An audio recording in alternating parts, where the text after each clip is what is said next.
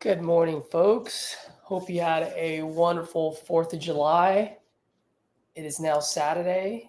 Time to hit some phones and do a quick, just a quick power hour, right? Just see if we can lock up some deals for the rest of the weekend, and let's finish the week strong. So, without further ado, I'm going to go right into it and just turning on some of my leads so we can get some lead flow coming around.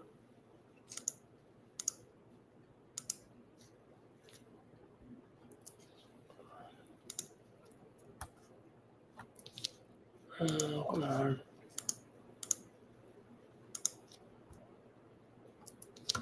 Why do I do this?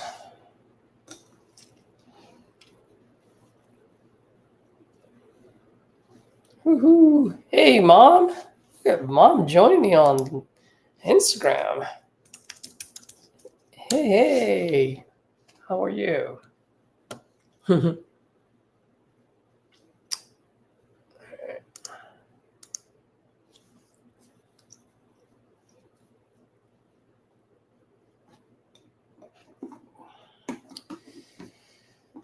Let's get going here. I'll grab some coffee first.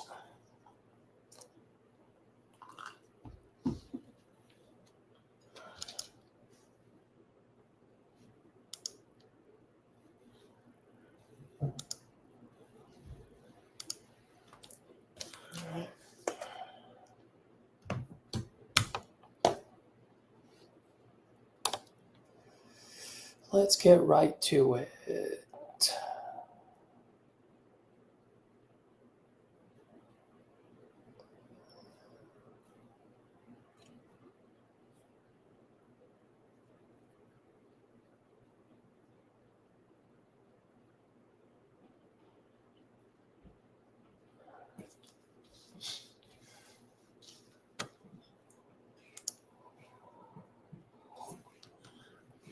All right, let's reach out to Allie.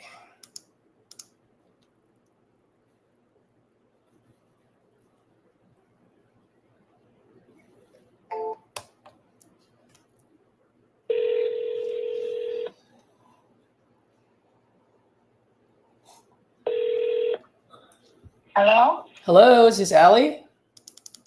Yes. Allie, good morning. My name is Caesar. You and I were texting each other yesterday about your property on Sherwood. Yes. Wonderful. You still looking to sell that property? Yes. Wonderful. How much are you looking to get for it? 225. 225. Okay. While I'm looking this up, can you tell me a little bit what you got going on over there? That was the rental property. We bought it when my son was in college over there. It's a college area though. Oh, okay.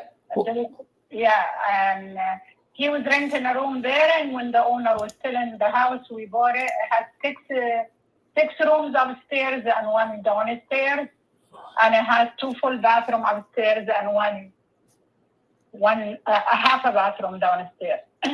So, quick question for you. How many bedrooms upstairs? 6. 6? Okay. Yeah. And then how many? And they all can be rented because we fall under the old grandfather law. Now, if you buy a house over there, you're only allowed to rent 2 rooms, but we allow to rent all the rooms.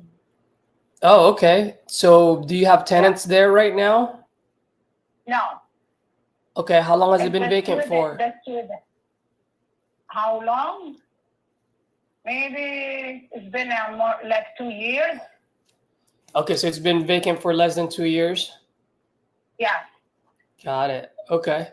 It's a 2 hour from where we live. It's 2 hour drive from where we live. That's why it's hard for us to get there and back and forth a lot. Gotcha. Okay. So you guys were renting this out? How much were you guys? Yeah. How much rent were you guys getting? That's I think the large room, it was 850 a month, and two of them. And the other two, they were 750 a month, two of them. And the other two, they were $700 a month. And two of them. Yeah. And the mortgage, we were only paying like $1,000 a month for the mortgage at that time. Then it was very profit for us. This was like our retirement. Yeah. To keep it, but we're getting old. It's hard to get there, and we are thinking either my son was telling us we should hire a maintenance company to rent it for us and keep an eye on it over there. But I'm not sure what I want to do.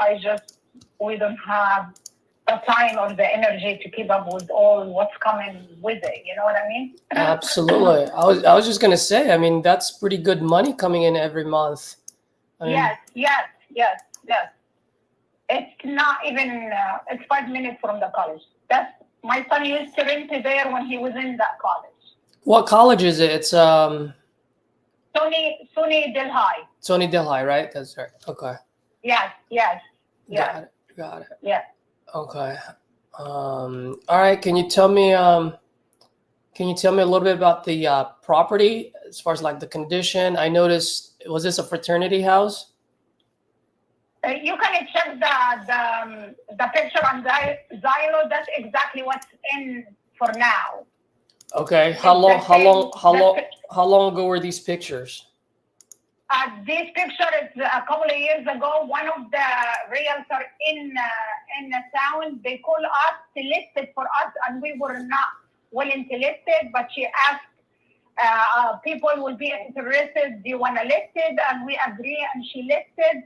But she told us there was nobody coming because she wanted to take it herself. Then we took it off the market.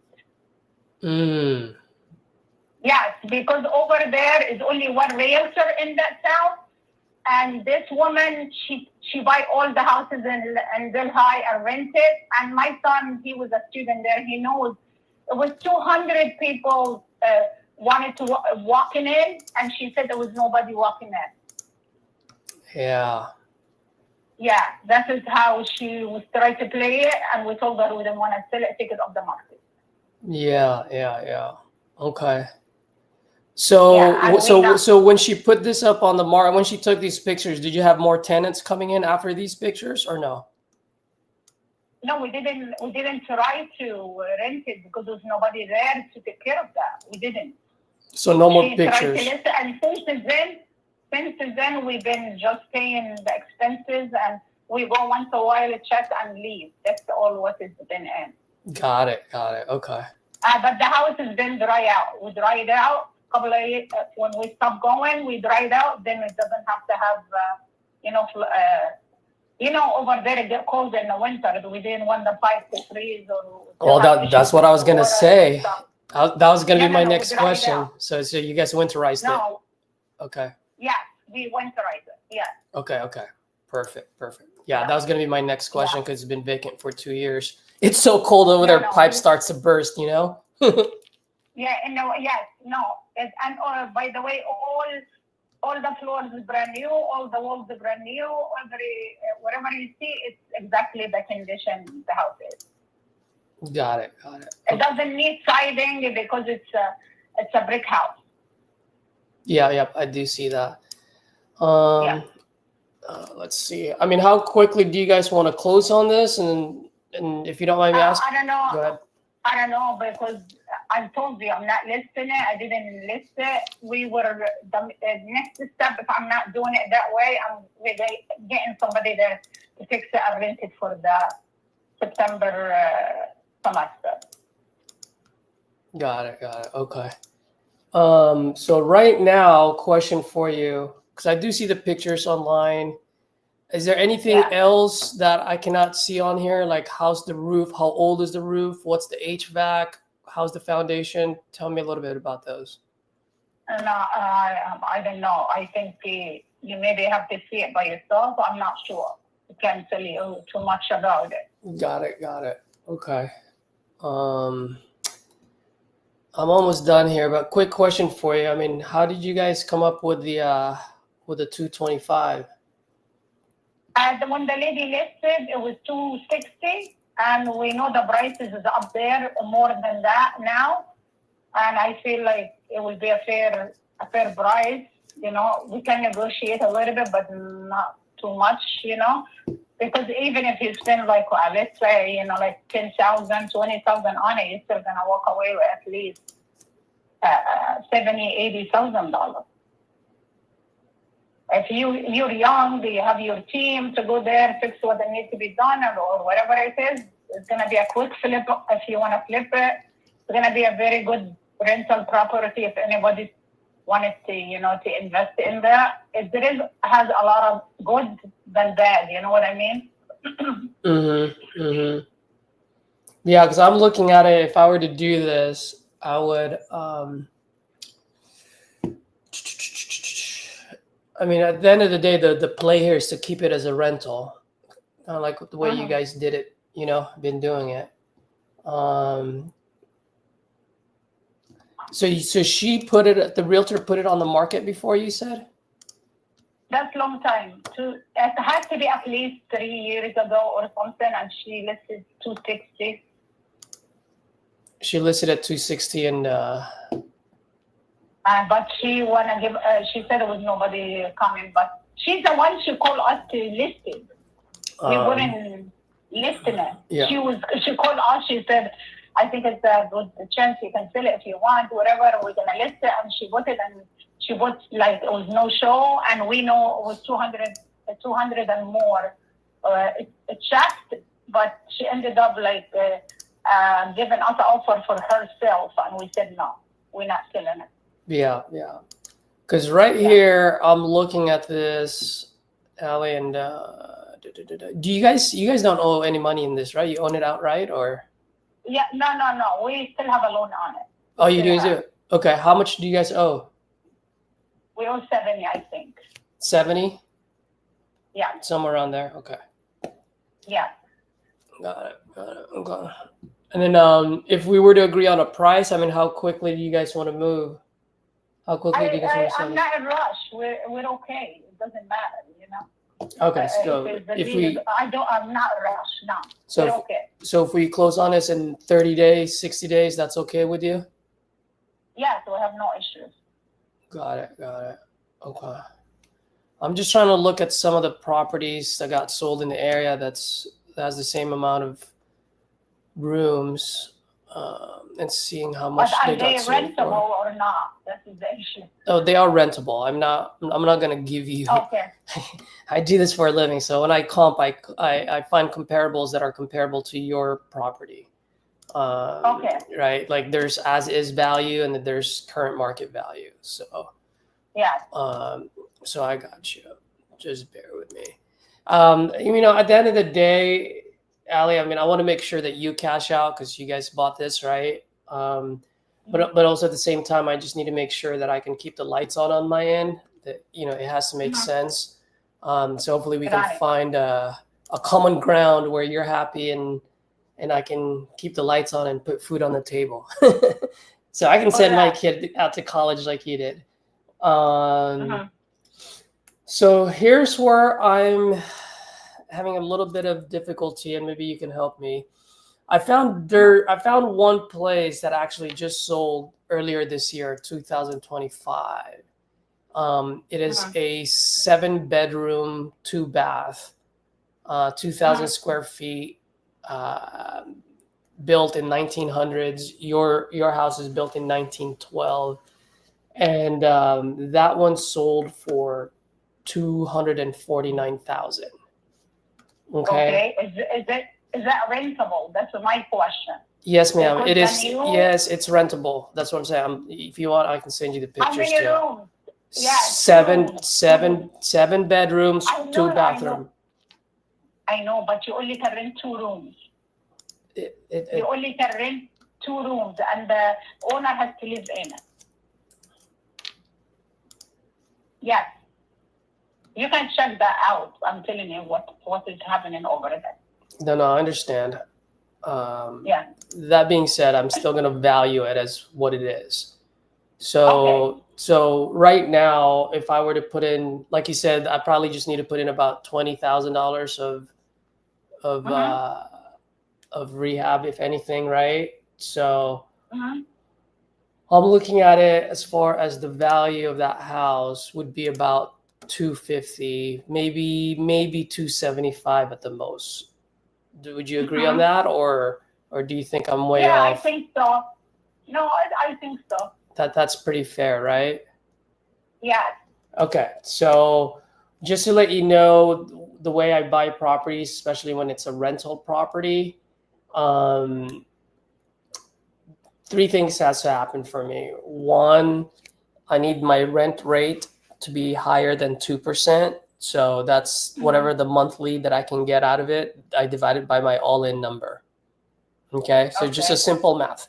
So 40, I believe right now I can get $4,600 a month on this if I were to rent out each one of those rooms, right? Because he said 850 times two, 750 times two, and then 700 times two. Correct? Yeah. Or they pay you by the 5 months they are in. You got to check for the. That's fine. It doesn't. Yeah. That doesn't matter to me. At the end of the day, it's still the same number, right? Whether they pay up front or not. So 4,600, and I just divide that by the all-in number, and I just need to be above 2%, especially in college towns, because when college people leave, man, they tend to leave a mess. I know I was in a fraternity before many years ago. I used to go on clean it up after them. Yeah. Yep. So that's one thing I need to look at. The second thing that I need to look at is when I buy rental properties, I just need to get 20% equity on it right off the bat. So that way I can go to the bank and do a BRRRR. I don't know if you've ever done a BRRRR before.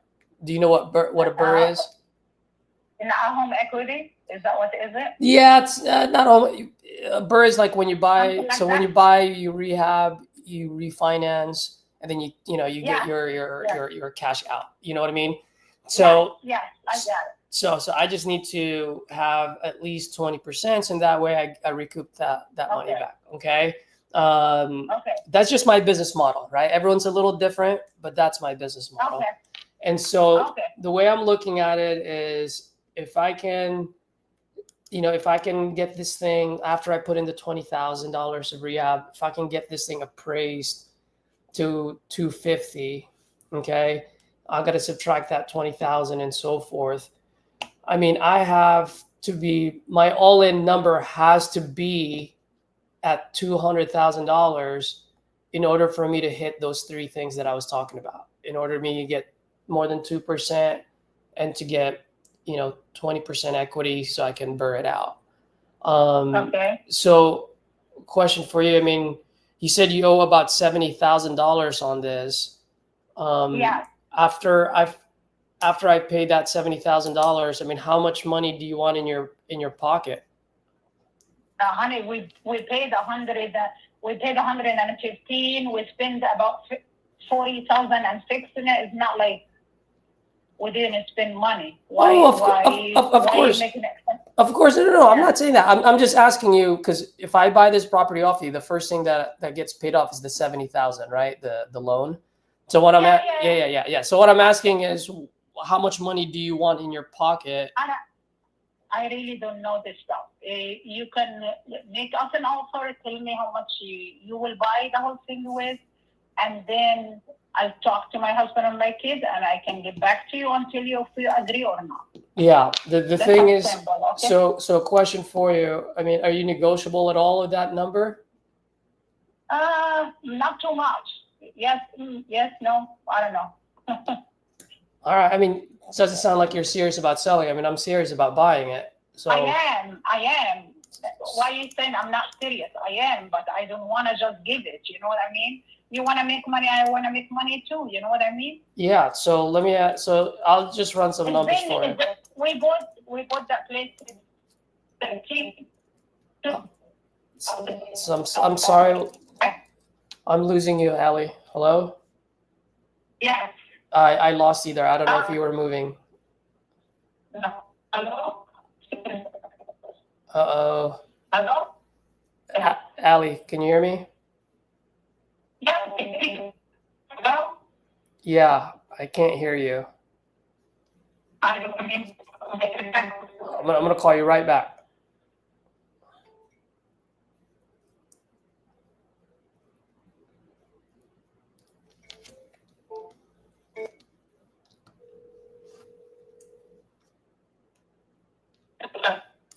Allie, can you hear me now? Yeah. Okay, it's a little hard. Are you driving or? Uh-oh, the reception is really bad. I can barely hear you. Let me move around. Let me move. Oh, you sound a little. Oh no, hold on. All right, go ahead. That's okay? Yeah, much better. Let me go out. Much better. No, I can hear you now. I can. Okay. Yes. Okay, so the reason why I'm asking is because if I buy that property off of you for $225, I put in repairs of $20,000, right? And then when I buy it off you, I have to pay closing costs, everything, right? So if I buy that property off you at $225, I go in there, I have zero equity, I cannot burr, and I'm less than 2%. So there's as much as I want to do this, there's no way I can buy it at $225 because I'm pretty much buying it at retail price. And if I buy properties at retail price, then I'm no longer an investor, I'm a spender now. Okay, then just give us the offer. We'll let you know if it's reasonable. And I'm straight. I'm going to tell you yes right away, or I'll call you in an hour, and then we'll take it from there. Okay? Yeah. So who's going to decide, you or your husband? All of us as a family, but it's not a big decision. It's not a big decision. We already know what we want to do. Because my son, the one who was in college, he already said he can get somebody there, fix it, and we rent it again. But I don't want to have that headache. I want to just done with it. Yeah. Well, if that's the case, I would need this. Trying to see.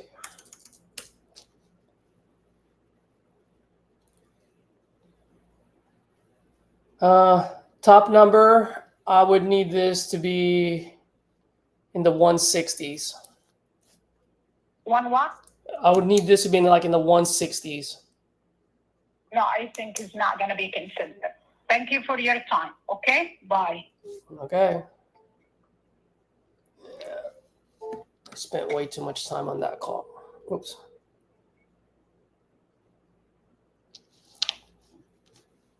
Put it on a long-term follow-up.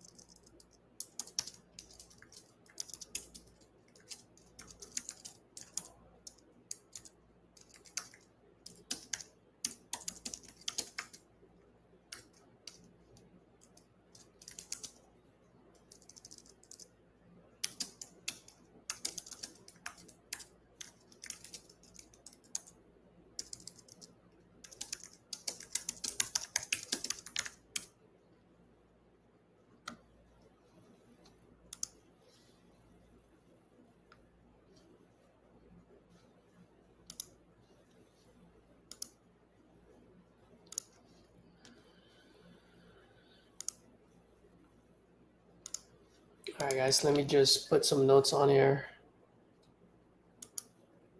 Let's see here. You love this live already, Hydra. How so? Talk to me, man.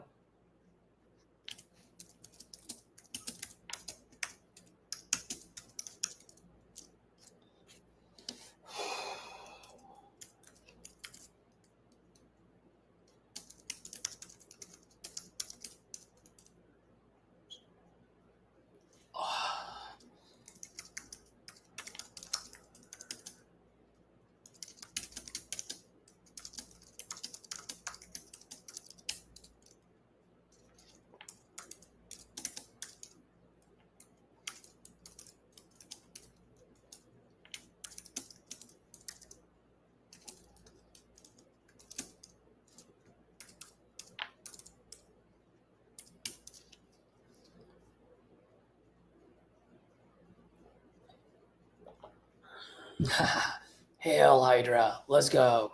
600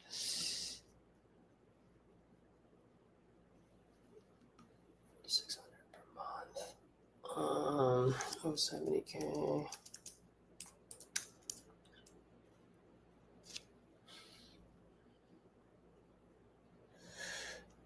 Yeah, I made the mistake that I made, which I was thinking in my head earlier, is I was going to say, what happens if you don't sell this at that price point? I should have asked that in the beginning, which would have cut the conversation a lot sooner. So it's all right. It's first call. We're not perfect. You just gotta recognize the mistake and adjust. Let's see.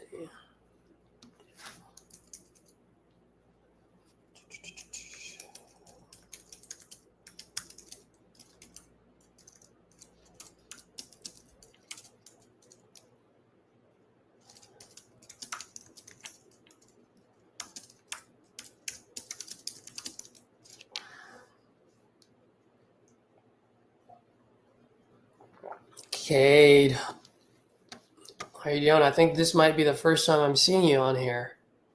Thanks for hopping on. You can come on here and do lives any day of the week, bro. Let me know.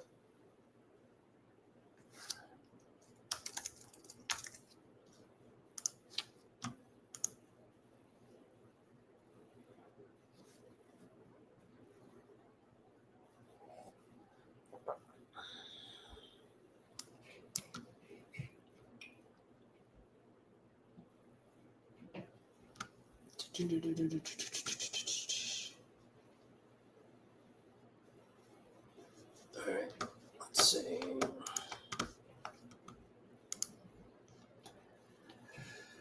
All right, I'm done with that.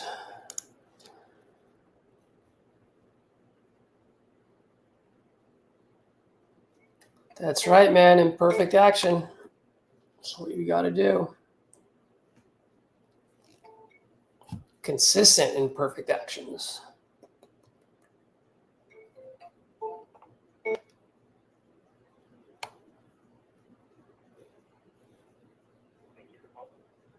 Available to answer your call at this time.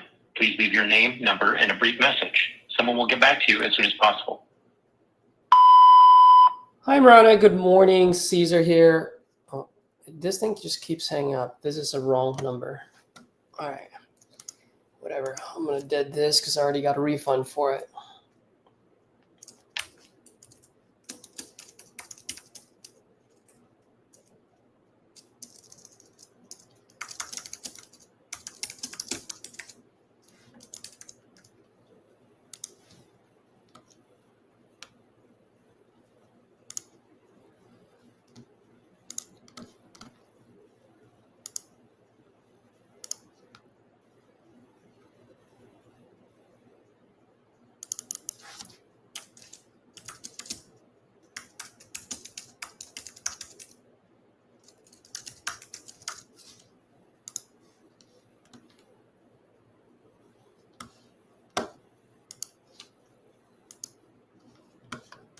Let me see.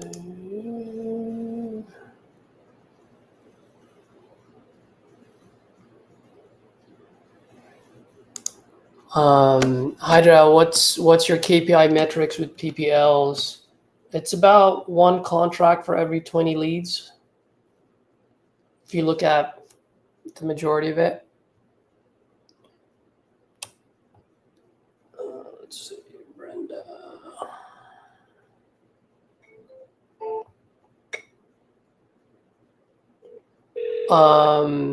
Cade, no, I also do PPCs.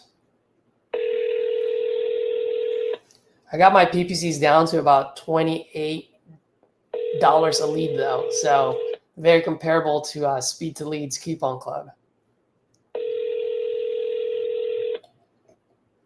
And that one I've gotten 56 leads on my PPC for the last 2.5 months. The person you're trying. And out of those 56, I was able to send out 6 contracts. 4 of them signed and 2 of them closed and funded. for a total of $12,500. So yeah, it's right now, Hydra, it's I'm doing nationwide, but I just dwindled it down to, I believe it was 31 counties. And so I'm going to see how much that's going to bring the cost up. It might go from 28 maybe to like 43.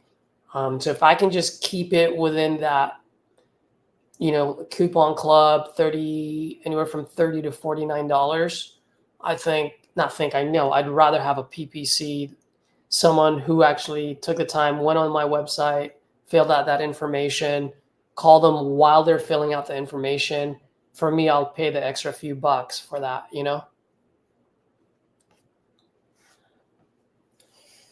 Kate, I pretty much do wholesaling. If I do novations, I will partner up with someone. I'm actually doing a novation deal right now in Tennessee, and so we're it's been on the market for a month now. So I have a partner who's taking care of it, and we had it on. We set it up where we would pay for the mortgage for 6 months. So, and the reason why we said that was because her number one concern is that she couldn't afford 2 mortgage payments. And so I said, hey, let me make sure that you can breathe in the next 6 months, and we'll put this up on the market. So we'll see how that goes. No, it's not Rich. Someone else. Oh,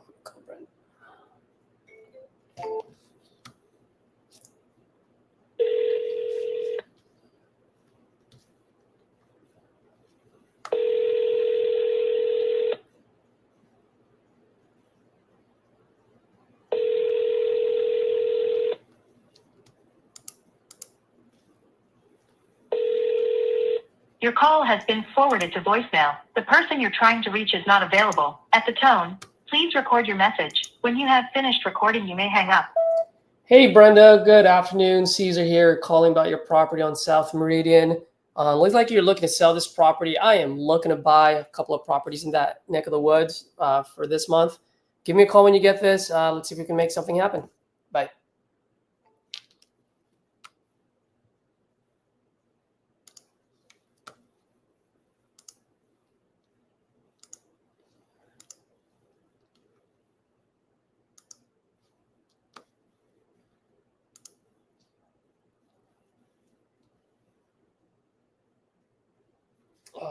This gal, Destiny.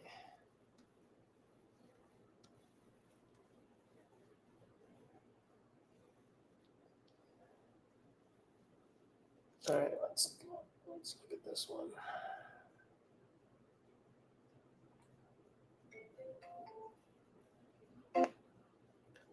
What about you, Cade? What do you do, man? Do you do a lot of novations or what?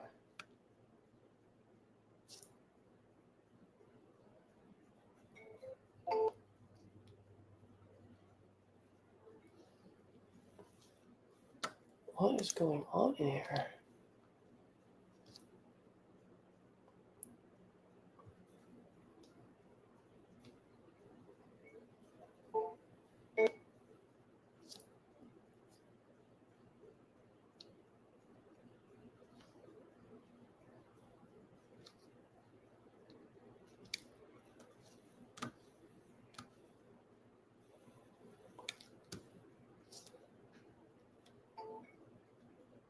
Okay, this one's not going through. It's all right. Let's see.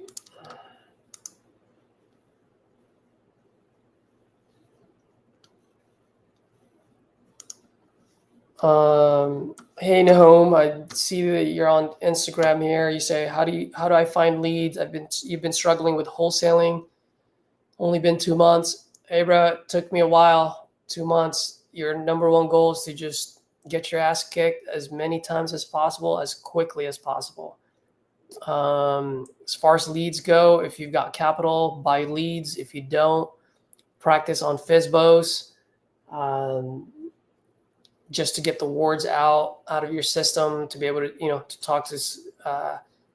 talk to sellers, and really just, I always say FSBO is like the batting cage, but it's free, right? You just go to bat, you get that ball pitched at you, and you just keep swinging every day. And you never know, you might get lucky and get paid along the way. But that's always my suggestion for anyone that's new. Go to FSBOs. It's free. And your number one goal is not to make money, but your number one goal is to make as many mistakes as possible, as quickly as possible, and learn, so that when you're ready to buy leads, then now you're buying leads and you're good to go.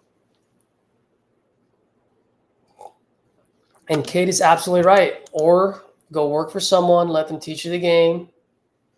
And if Kate, Nahum, I know you're on Instagram. I don't know if you're seeing this, but if you're on YouTube, Cabe's looking for someone, more than happy to hire. So if you're looking to join a team, go for it, man. That's exactly what I did, Kate. I joined a team because I'm one of those guys that I have to see from soup to nuts.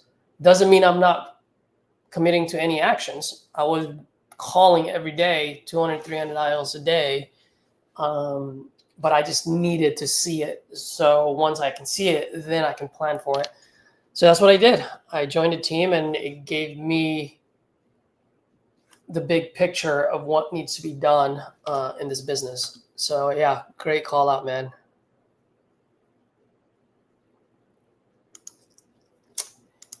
Which one is this guy? Rhode Island. Oh yeah, the guy that sounded like Waterboy's coach. No, not yet, because I'm supposed to call him on Monday. So I'll definitely keep you guys posted.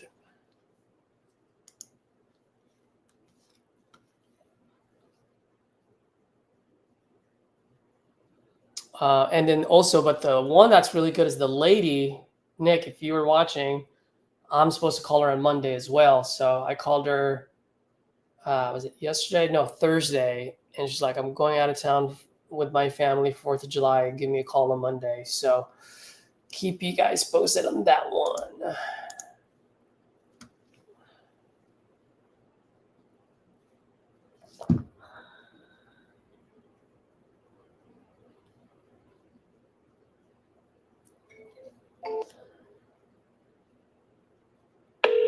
Your call has been forwarded to an automatic voice message.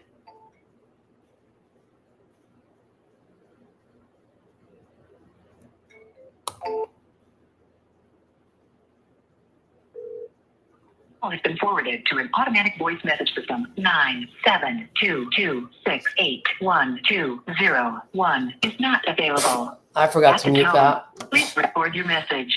When you have finished, well, there goes a free lead for you guys. Or press 1 for more options. Hey, Margarita, Caesar, I'm calling about your property on Magnolia. Looks like you're looking to sell this property, and I'm looking to buy in that neck of the woods. So give me a call. Let's see if we can make something happen. Guys, I'm a little hungover today, and my brain short-circuited there for a second. I was like, I need to pause this or mute it, and then I went to my phone. Whatever, it was just pretty funny in my head.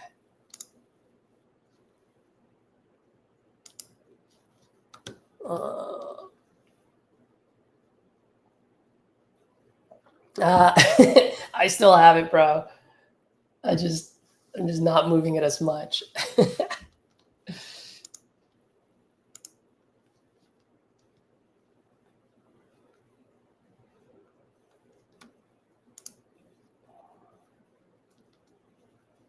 By the way, speaking of people that just started, don't have, let's say, as much capital to buy leads, or if you're having problems closing, getting leads and so forth, if you guys are down, you guys are more than welcome to hop on this live right now. I can give you a couple of leads to call on, and then I will coach you on the back end, kind of like what we do. And when I did it the other day with RJ and the boiler room and all that, more than happy. I am throwing it out there. Whoever wants to do it, let's make it happen. You close a deal. If you want to dispo it, we can JV it. If you want to just lock it up, then I will just go ahead and give you a percentage that I would give an acquisition manager, So let's do it, man. If you guys want, Hydra, if you want to hop on right now, I have no problem. We'll get a few leads. We can go new leads. We can go older leads. Not matter to me. I always say, if it ain't sold, it ain't gold. If it ain't sold, it ain't old. It's gold.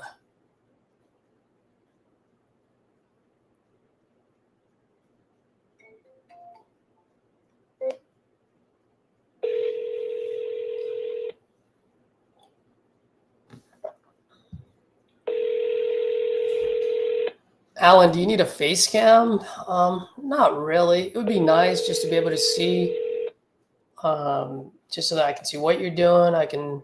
Please leave your message for. But it's not necessary.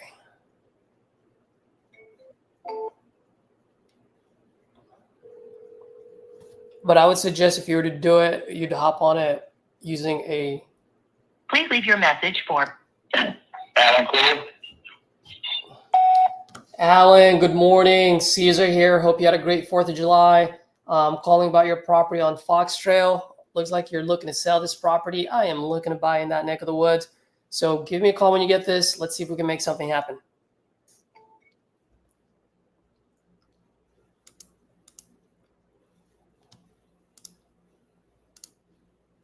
The only thing I would say is you want to do it on a computer or a laptop, right? And then call out of your phone. The reason being is we have the private chat, kind of just like what you guys are seeing right now in the chat here. But there's one privately, so it's on the back end. So while you're on the phone, I'm helping you comp. I can drop in some questions to ask if I feel like you missed a moment of truth. So we can definitely coach you on the back end.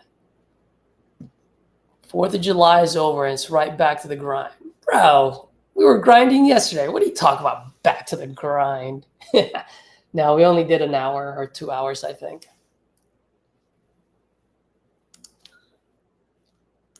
Sean, hop on here, bro. Sean is a killer too.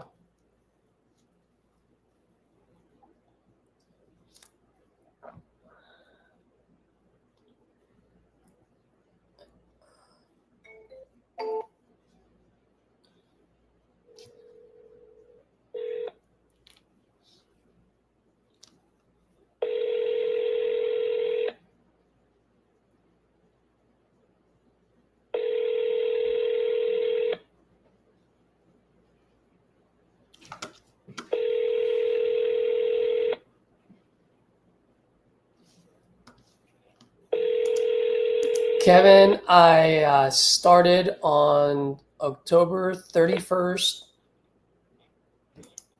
Kevin? Please leave your message for 812.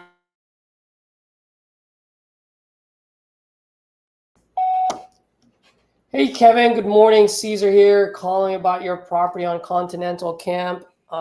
Looks like you're looking to sell this property. I am looking to buy in that neighborhood. So give me a call when you get this. Let's see if we can make something happen. I didn't even double tap that person, did I? Oops.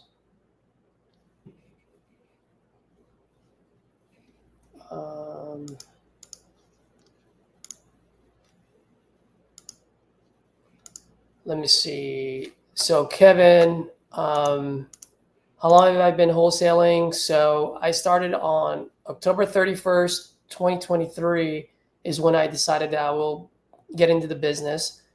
And on that day, I gave myself a 2-week plan, meaning 14 days to just take in as much content as possible, learn as much as I can in those 14 days.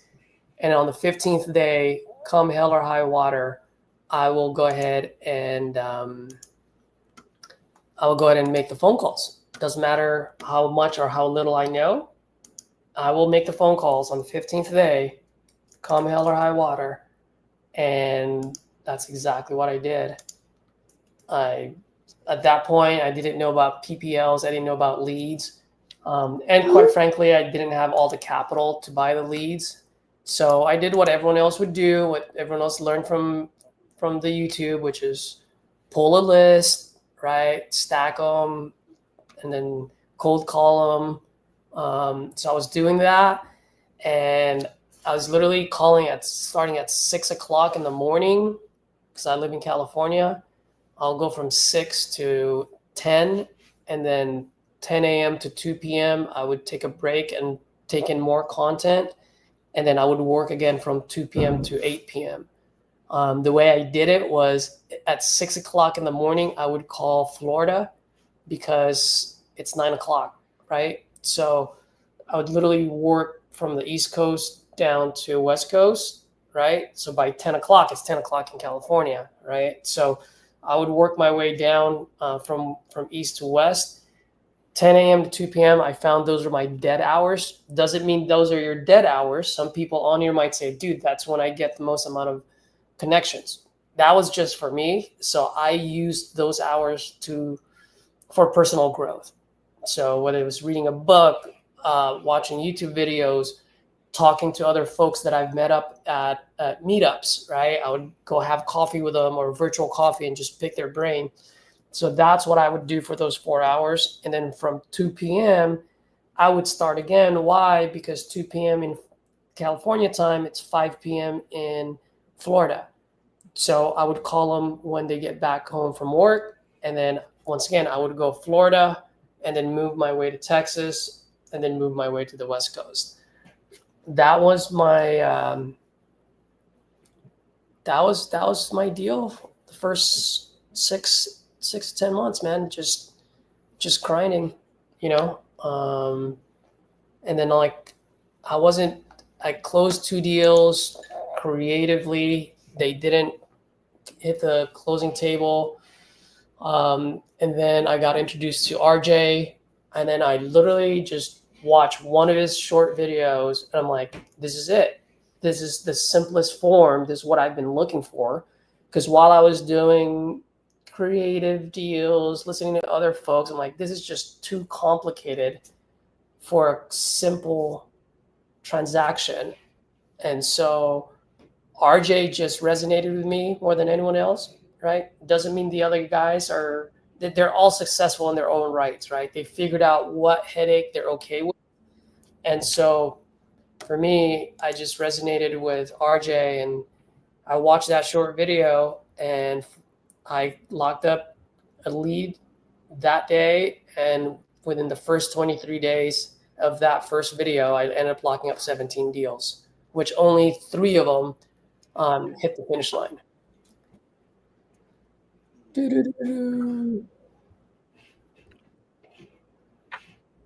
Kevin, let's join, brother. Let me know if you want to join. Also, just to let you know, I did put out a video. It was actually when Sean was here. Sean, how you doing, buddy? What's up, brother? Good to see you. Good to see you too, man. Remember when you and Brett, I think it was you and Brett, or Braden was on here for a couple times with me. No, it was you and Jacob when we were. Oh, yeah, that's right. Towards the end, we were just like, you know what? Let's talk about TU and like your experience about it. Absolutely. So, yeah, I'm just calling it out because Kevin mentioned it. Kevin, if you go through my videos, I have one that says, should you join TU? You'll get like raw pros and cons. I even asked these guys, I put them on the spot. I was like, if you're TU, what would you change within TU to make it better? You know, and they had no idea I was going to give them that question.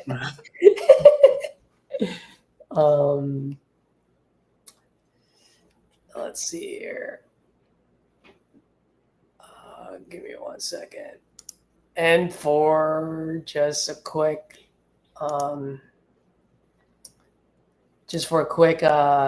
shameless plug, if you guys do decide to join TU and you've been watching my channel, I've gotten only if you've gotten value out of it. Okay, if you didn't get any value out of my channel, don't do this. But if you have gotten value out of my channel, please use my link.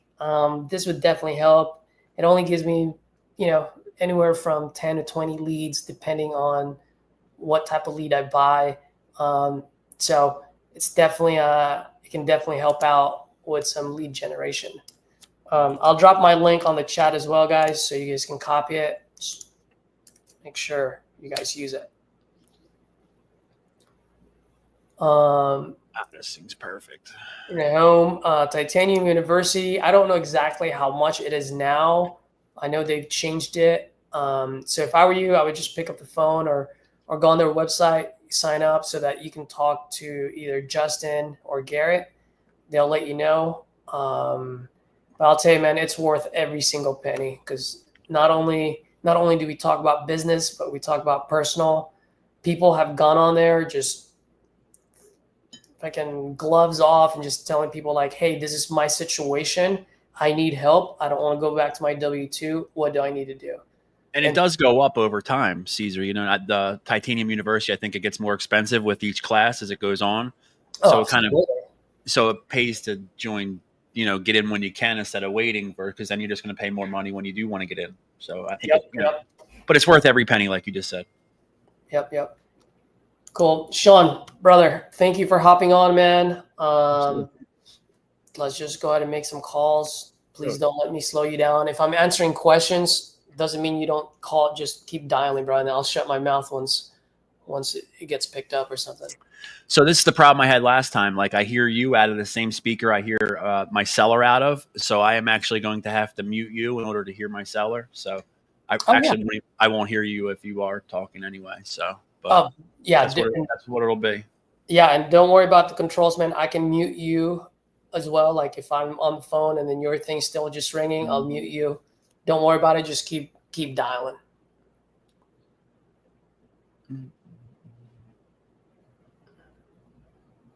Go. If I had $10,000 to start and have a pretty strong understanding of real estate and content consumption, would you still start how you started or go straight to PPL? I would go straight to PPL. If I had $10,000, I would invest all of that in lead generation, because lead generation is what's going to get you paid. That is it. I don't care about CRMs, not yet at least. Yeah. I think the only thing I pay for that I think I would have to is PropStream. I pay for, but besides that, you really don't need anything. Like I live in PropStream, I live in Cassie's comping calculator, but that's my playground. I use a lot of Redfin, Zillow. Yep, that's it. Just a comping tool, comping software like PropStream, Preview, whatever it is that you like, and leads. That's it. That's what I would do.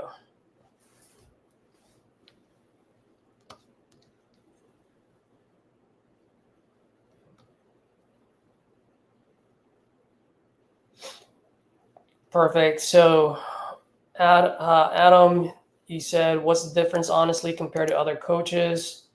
It's fucking life-changing. It really is. Yeah, life-changing, bro. Life-changing.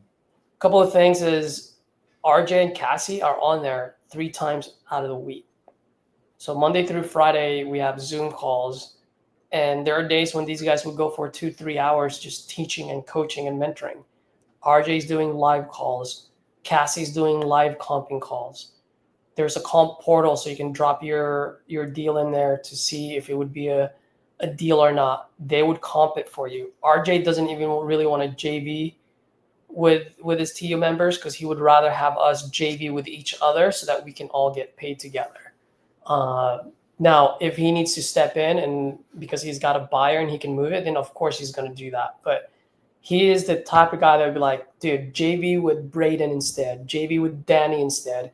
I want you guys to eat. I want you guys to get paid. He's like, I'm already getting paid, you know? And so they really just want to help people out. Yeah, it's not about money for them guys anymore, because they already got tons of money. Yep. They want to see the best for the group and the group grow. You know what I mean? It's like, once you already got tons of money, what can you have? Just a little bit more, tons of money. So it's like, they really want this, you know, they dump everything into Titanium and they want to see it grow, and they want to see us grow and get to that level too. So it's been a blessing, and it really has been. Yep, absolutely. And then that mentor of yours that's teaching about the 70% ARV minus repair. I mean, we don't really use that. It's pretty outdated. Can it still work? Yes, in some markets. But super outdated, like you just said. Yeah, it's super outdated. So a lot of times that formula just wouldn't work. Would I invest in titanium first or get my feet wet? If I only had $10,000, depending on how much they would, I don't want to say this, but just call RJ Titanium and see if you can make something work. Yep. You know, That's maybe exactly what I would do. Yo, guys, let me give you guys, I don't know, $4,000 or whatever, the half of the price, because I need the remainder to buy leads, and the other half, can we do a monthly payment on it? Whatever. Yeah, just be honest with them. You know what I mean? They're all good people and they want to see you do well. Yeah. You know what I mean? So just shoot them straight. Shoot them straight. Tell them your situation. Tell them how much you're starting with and what you want to accomplish.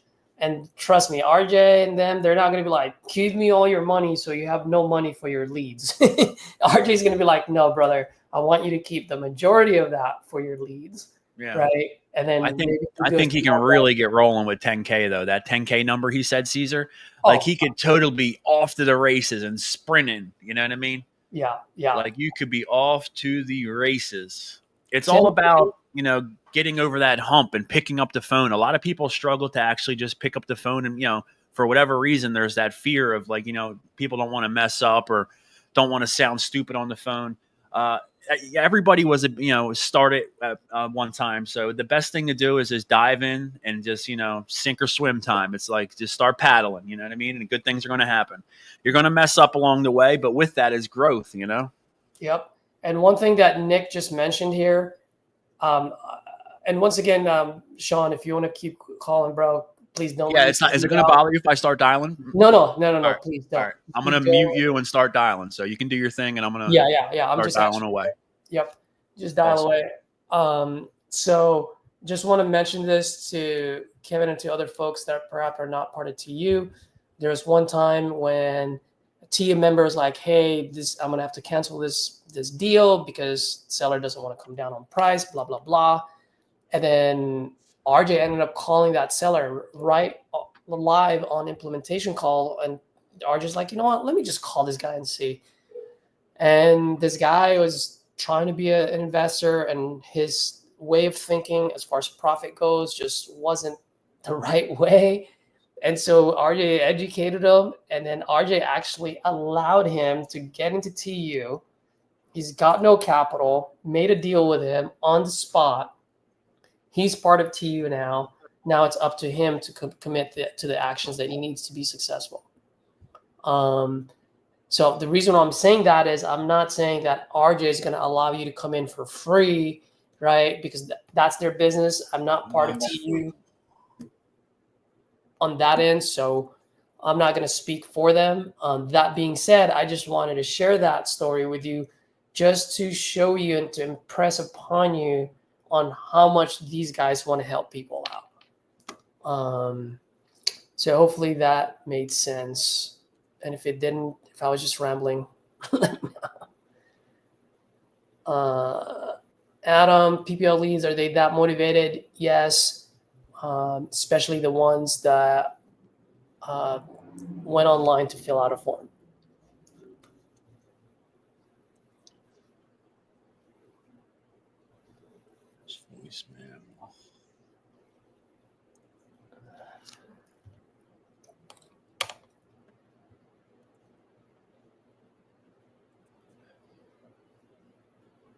Caesar, I am loving property leads. Yeah, absolutely. Freaking loving it. It's been amazing. Yep.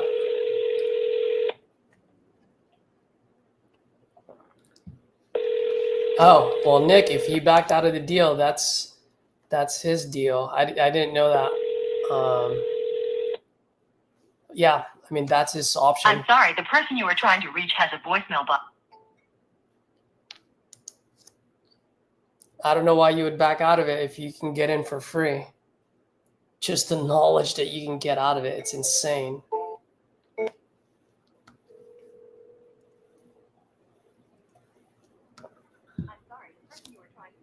has a voicemail box that has not been set.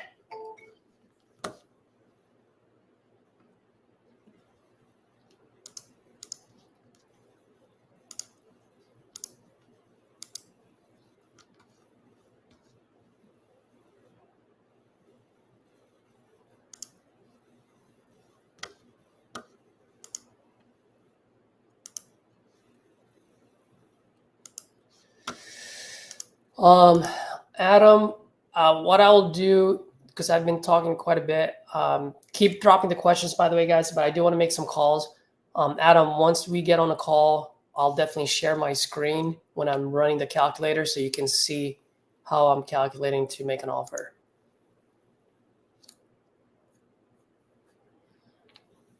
Oh, Nick, can you drop that video that RJ did with DeGrazio? Drop it on the chat. That would be awesome for some of these guys. And no, I do not use cold caller VAs.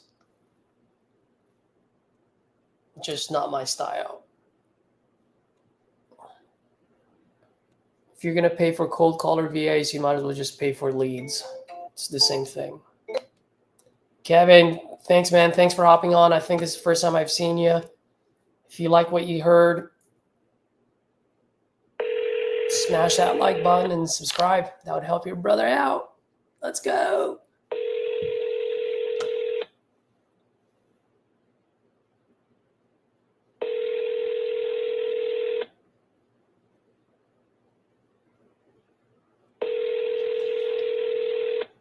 Heck yeah, let's go. Forwarded to voicemail.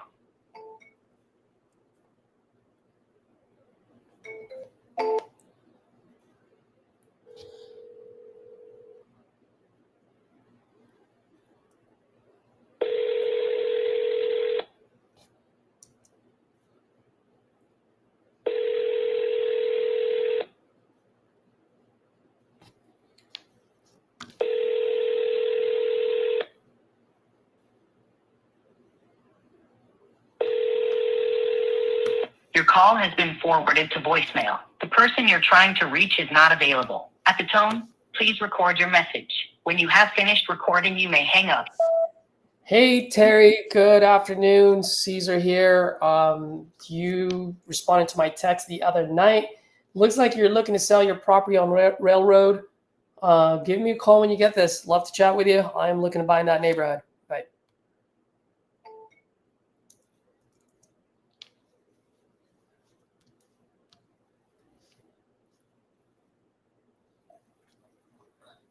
Adam, yes, you do get refunds. You just have to show proof that you called them many times and that you couldn't get through. And depending on the lead source, whether it's property leads, LeadZola, or Speed to Lead, some are a lot easier to get the refunds and some are not as easy, but you do get the refunds. Now, when you get the refund, I just want you to know, like, it doesn't go back to your bank account. What they'll do is they'll put it back into your account. So that way you can use that money, that credit, to buy more leads.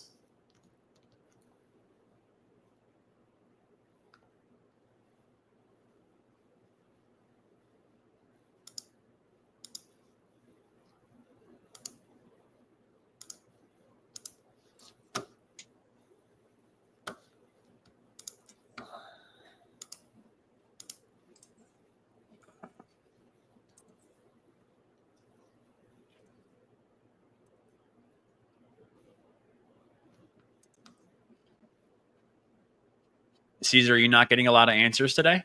Yeah. I think everyone's hungover or something. Yeah. I'm dialing a lot of new leads here, and I haven't got one answer yet. Yeah. Just got to keep going. Find out. Part of the grind. Yeah.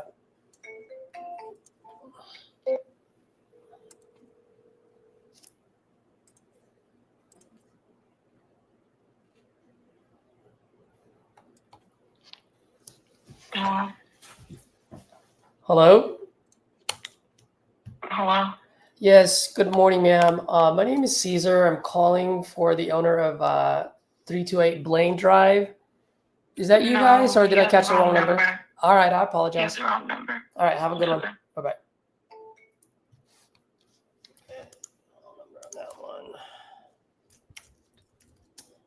So Caesar and I are both nationwide wholesalers. We buy in all 50 states. I mean, obviously, there's states we prefer not to do business in if we can avoid it. Like there's some states out there that have more regulations than others, and dispo is definitely easier in other, some states than others. But yeah, we're nationwide.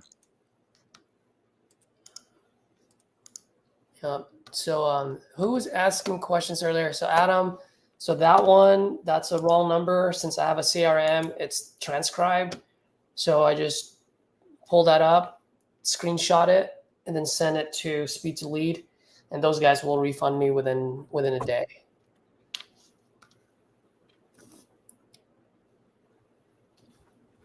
And as far as the rural stuff, how often do we get rural? I just terminated one last week that was in Springer, New Mexico, and the closest city from where they were at, like big city, was like Albuquerque. It was like 3.5 hours away. So I ended up having to terminate it just because it was just some small little flyover little city, and there was no buyers there is what it comes down to. And I had to terminate it, not because it wasn't necessarily a good deal, just because there's no buyers in that area. I mean, it's very hard to move a property in Springer, New Mexico. I mean, it has to be a smoking hot deal. Yep. I did the same thing the other day for North Dakota. I had 2 properties under contract at $10,000 a piece. And it was so rural that my dispo gal was like, dude, do you really want to call these people? No. I'm like, I'm done with it. Let's just cancel it. So Hydra, the problem is I'm with Property Leads, and I do the nationwide leads for $30 each, and we don't get to pick where the leads come from. So a lot of times they come from these rural ass areas, and we paid $30 for the lead. So wherever it comes, that's where we're dialing. So we get stuck with some of these really distressed properties that are like, have 3 walls. One wall has already fell over. Like we get some really distressed properties, a lot of hoarder properties. So yeah, it's just a part of the game. Exactly. El Hydra, did you say you're ready to hop on here? I think I might have missed your ping earlier. Sean, I'll be right back, guys, in a quick minute. Sean, just go ahead and dial away, bro. Cool. Awesome. And if you guys have any questions, please fire away, because I'm happy to answer any questions you guys have.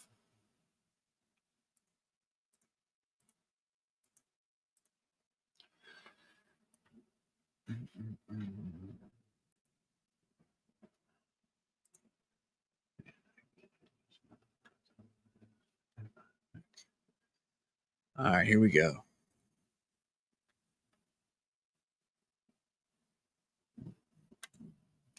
Calling a New Mexico one now. This next property is in, where did it say? Rio Rancho, New Mexico.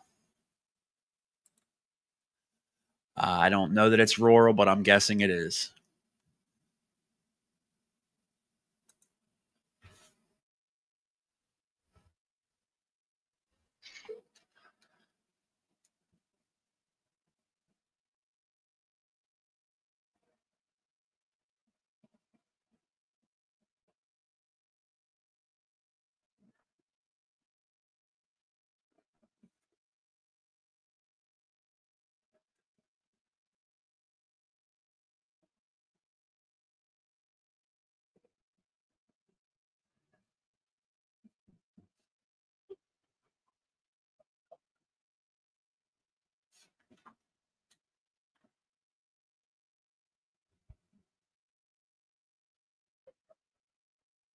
Full mailbox. Can't even leave a voicemail.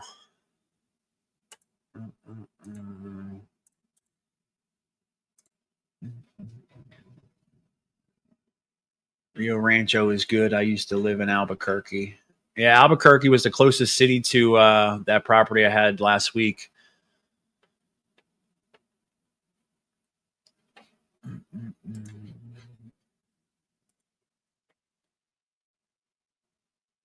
In Springer, New Mexico it was. Took me a second to remember it. Springer, New Mexico it was.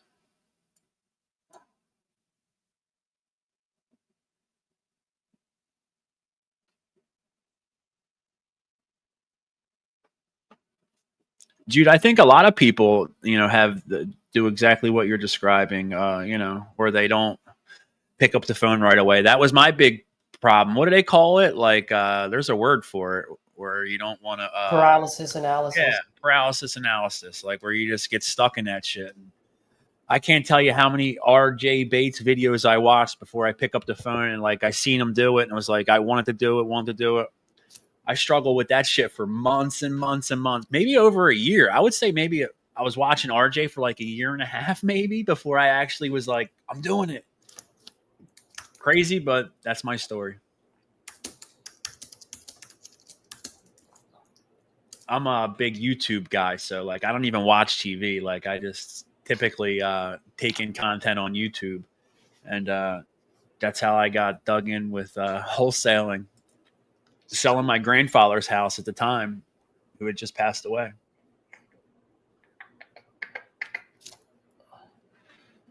All right, we got Hydra hopping on. This is gonna be fun. Hey, let's do it. I'm gonna give him a couple of leads to call on, and I want to coach him on the back end. Let's do it. Trying to look for some Zolo leads right now. Yeah, that's the only one I haven't been on yet. How do you like it? It's good. You know what I do? Because so with Zolo, do you know how Zolo works right now or no? I'll be honest with you, I don't. It's the only one I haven't been on. You want me to show it to you or? Yeah, bust it out. Can you see where they're coming from? The leads? Yeah. That's the big thing I don't like about property leads. I love the quality of their leads. You'll see the county, but not the city. Yeah, well, county's good enough, to be honest with you. So I can do a lot with a county. So here's the thing. So one, they have a marketplace now, right? So what you want to do is you want to go in here and you just want to choose what I have here, which is the residential off market. Okay. And then once you do that, usually it'll come up like this. So as you can see, received, meaning this person just filled out a form an hour ago. That's why it's worth $145. Every hour it drops by $5. Okay. Until someone buys it. Got you. And yep. And then the floor is $35. Okay. So when I get on here, the first thing I do is I resort this from the oldest lead, meaning now see these guys are now $35, right? No one has bought these yet. So right now, I don't know any of these counties, so I'm not really going to buy any of them, right? Now you might go, okay, this Como, like I've sold a property there before. Boom, then you can buy that. This guy, Marion, Kentucky, this is me at $35. So in the next 23 minutes, if no one buys this at 40, I get this lead. Okay. The other thing that I do, like Polk, Florida, see how this guy put an buy order at $35. So before I would go, hey, I'm gonna place an order on this at $40 so that I get it, right? Okay. But what I realize is it drives the price up, because if this guy really wants it, then he'll come in and put an order at $45, right? So now what I do is I just wait, and then when this sucker turns into $40, I'll just go ahead and buy it. Because I can buy it anytime. I can buy it right now if I want to at 45. Right, 45, right. Yeah, but I'll just wait till it's 40 and I'll just kind of like steal it away from that guy. So the reason why I say that is because there are counties I just don't know. But if there's some county, like let's say Polk, Florida, let's say this thing's already at 45, then 3 guys have put a buy order on it. So for me, like that's got to be a hot market. So it's all good and just buy it. You know what I mean? Yeah, you can kind of use some logic and put in this. Yeah, I like it. Yeah. I kind of like the marketplace. So right now I'm doing property leads, $30 nationwide, and you don't really get told shit. So I get a lot of New Mexico properties. Yeah. I'm in Louisiana a lot of Shreveport style properties. Yep. See this guy? There's another Polk, Florida at 35. Look at this, Travis, Texas. That should be pretty good. I'm gonna wait until it gets down to the bottom. See, look, another Polk, Florida. So that guy probably put in all the Polk, Florida and put $35 on each one of them. Yeah. No, yeah, I like this, how they do this. Yep. And they do this 24 hours a day. They're selling properties around the clock. Around the clock, yeah. So I'm just thinking like, you can come on here late at night and get better deals. Yes. Off hours. Well, no, that has nothing to do with it. It depends on how old the lead is. Got it. Right. Sorry, not there, but oh yeah, how old the lead is. So this guy, let's say Como, right? Let's say this guy's still at $100. Well, I'm like, okay, I really want that. So when does that go into 35? I just either place a buy order so I don't have to worry about it. Or if someone has it for 35, I'll go, okay, when is this going to be $40? I just do the math in my head and I just come back on here. If it's 12 a.m., then I'll go ahead and buy it at $40. And then I'll just call it the next morning. You know what I mean? Does that make sense, dude? Yeah, absolutely. So Nick, cool. my email is my name, rei@gmail.com. So Sean Diamond, rei@gmail.com. You can see it under my name, right here. Sean Diamond, rei@gmail.com. Yeah, you can email me whatever you want. And Jude, I do. If I do JVs, if it do makes use sense. one of your buyers, I'll break you off money too. I'm happy to do it. And guys, if you guys want a JV, just drop. Here's where you can go on my website. Drop the information about the property, the details, and then we can see if we can JV. I will underwrite it before I do the JV with you, and let you know where it needs to be. If it's a good deal, let's run with it. If not, I'll tell you, might want to go back for a drop before we do this. I'm actually going to check out that on your website. The referral thing you have. Yeah, mine is very simple. It's not like the others. The others want so much information. Yeah, but I don't have that on my sites, on my personal website. So I'm just thinking like, why the fuck don't I have that? So it's like, I'm on that. Yep. Hakeem. Yo, what's good up? to meet you, brother. How you doing? Nice to meet you. I'm doing good. How are you guys doing? Nice to meet you, Hakeem. Pleasure. Yeah, likewise. So Hakeem, how long have you been wholesaling? Can you give us a little bit of introduction about yourself? Yeah, so my name's Hakeem. I just graduated high school like 3 months ago. Yeah, so I've never done a deal myself. It's all been JVs. So I've currently closed 3 deals. I had like 3 of them terminate when I had the buyer and the seller sign due to title issues, which just sucked, but that's what it is. So currently 3 deals closed and funded, which is very, like, I'm proud of myself. They're smaller deals, but I'm very proud of myself. It was a 5,000, 2,000, 2,000. So 9,000 in total. After graduated from high school? Yeah, but yeah, thank you so much. But like during those deals, I closed during high school, but like it was like such a big time block. It's like 8 hours of my time is like gone. Right. It's like, I don't know. I didn't like it. So the past month I've kind of got hit with like how much time I really have. It was like, dang, like I need to manage my time better. It's like, I didn't realize how much time I do have. So basically the entire last month, it was like very stressful because like I never had so much time on my hands, but I don't know. I just had to find a schedule I liked and like actually can stick to. So yeah, that basically sums it up. Dude, that's awesome, bro. And for anyone that's watching, I always say, people always ask, well, should I call on a Sunday? Or should I call at 8:30 p.m.? Or should I do this? Should I do that? Like, should I reach out to them more than 3 times a day? And my response, and I heard it from John Looney, and so I've been using it, is, dude, there's a 19-year-old kid out there, just graduated high school, who will call on a Sunday, who will call at 8:30 p.m., who will reach out 20 times when you're reaching out 3 times, because they simply don't know any better. And they're going to go ahead and make that $10,000 fee while you're still thinking on whether you should pick up the phone or not. Early bird gets the worm is like the old saying, like, you know what I mean? Yep. Get in, get it while you can. Yeah. And this, I feel like this business favors people that hustle. I mean, it does. Luck favors the hardworking. It does. Absolutely.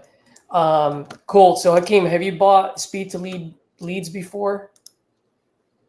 No, No? I've mainly just stuck to cold calling and then SMS. So I've been wanting to make the switch, but it's just been Perfect. capital. That's my biggest. So like I don't know. It's just capital been my biggest battle. Like having enough to sustain me for a couple of months. Yeah. Got it. But I mean, Yeah. it's the proof of concept is there for you, Hakeem. If you got 3 deals across the table and you did it by cold calling, man, you're gonna be a killer on PPL. Like, because I think of cold calling, like you're talking to people that don't want to talk to you. Imagine talking to a seller that wants to talk to you and like is like happy to sell you their house. Like it's going to completely change your conversation, like that you're having, where people are coming off all aggressive, like why the hell are you calling me right now? You know, it's a completely different conversation. So once you start having them type of conversations, you're going to be a killer, man. You're going to be closing even more deals.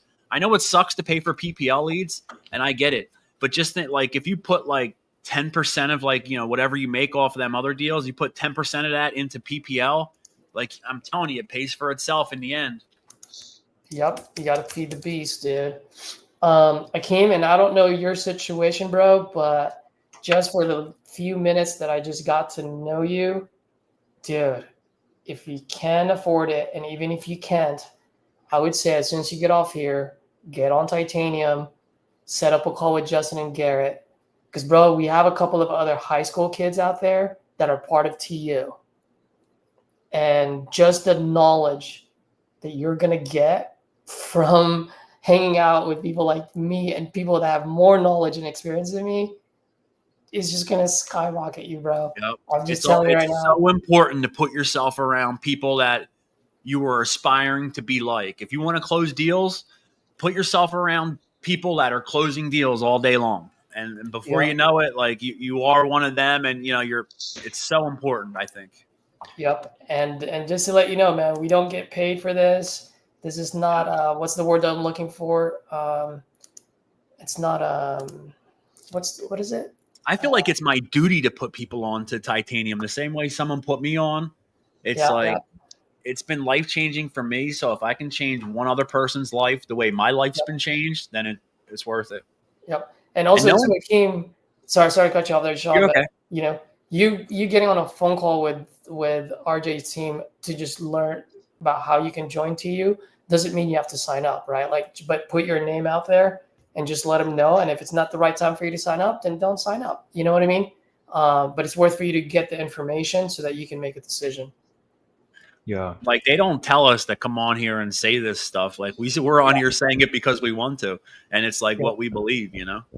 So Hakeem, so let's go ahead, man. Let's call this guy. I have a buyer there already. She is ready to buy another property.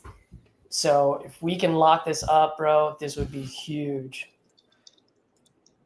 All right, let me just pull it up on my computer. Yeah, and so this is a speed to lead, supposedly from May of this year. So it's a little bit old, but not too old. Okay. And just say, hey, you either spoke with one of my guys. You could probably just say that. You spoke with one of my guys. Are you still, by any chance, still looking to sell this property? And you'd be like, yeah, I am. Oh, man, I'm by owner.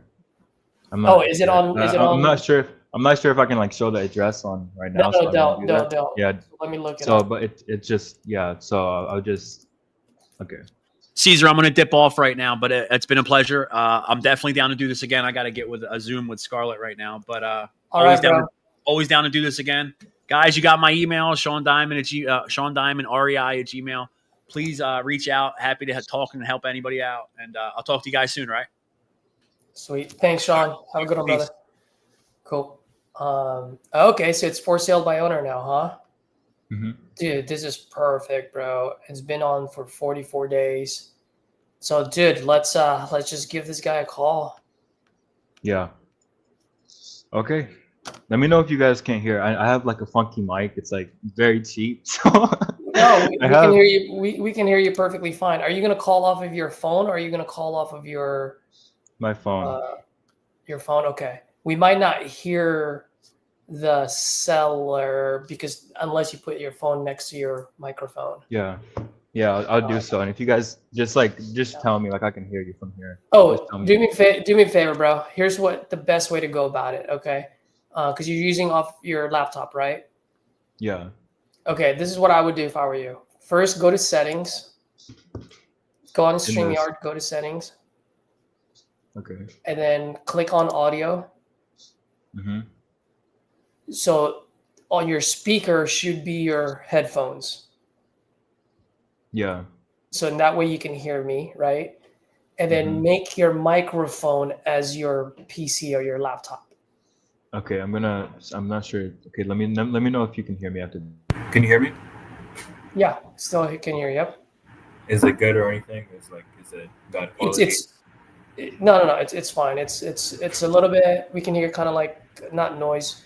It's definitely different from the microphone, but it's fine, bro. Like because then now when you call the seller, you put the seller on speakerphone and then just put your phone next to your laptop wherever the microphone is. You get what I mean? Okay. So then it would be I just had to turn my fan off. So let me give this guy a call really quick. perfect. Yeah, so that way I can talk into your ears without the seller hearing me, you know? Yeah.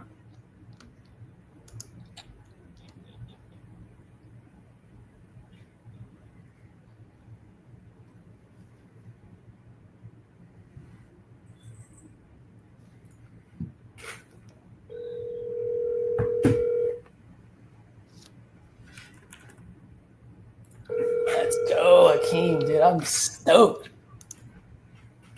Look at this guy, straight off high school.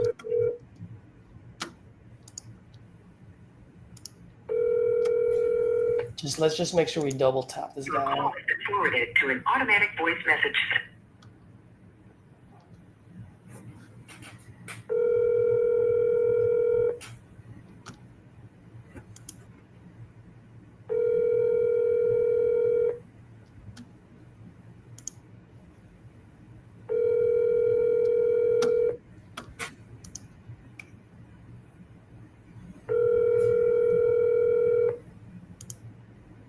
Your call has been forwarded to an automatic voice message system.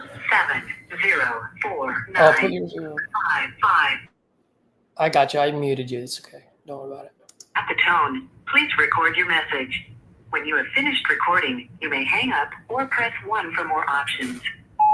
Hey, Angel, I just wanted to give you a call in regards to your property over there on 1324 West William Street. If you can, just please give me a call back at your earliest convenience. Thank you. All right, yeah, that was a no pickup. All right, let me get you another one. I'm trying to look for.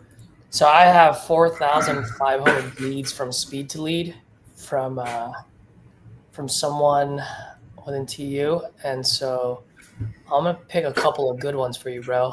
Let's see if we can get you a good one, huh? Yeah. Let's get you some Texas.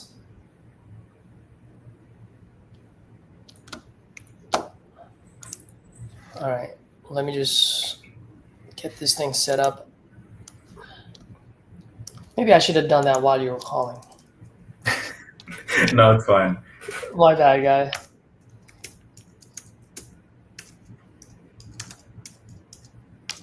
Oh my gosh. This is dumb. I didn't think this through, huh? This is what happens. Imperfect action, baby. At least we're committing to action. That's all that matters. Yeah. Yeah, but like right when you got on the stream on live, I was like, damn, like this is exactly what I need right now. Cause like on Saturdays, whatever this day is. Yep. Saturday. So, Yeah, bro, Saturday. do you work? You're done with high school, right? Yeah. So I literally just graduated. Dude, congratulations, bro. So you're Thank doing you. this full time now? Yeah, basically. Basically, yeah. Dude. Let's definitely talk after we get off the thing. We might be able to do something together if you're down. I'm down for all the opportunities I can get. All right, let's go, Gabe. Call this guy.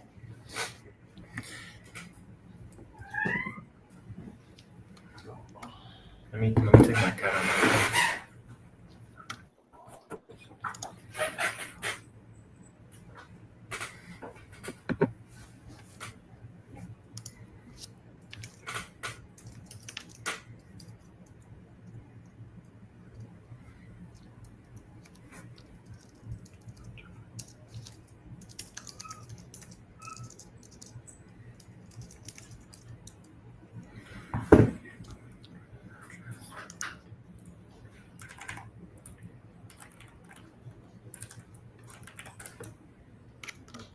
All right.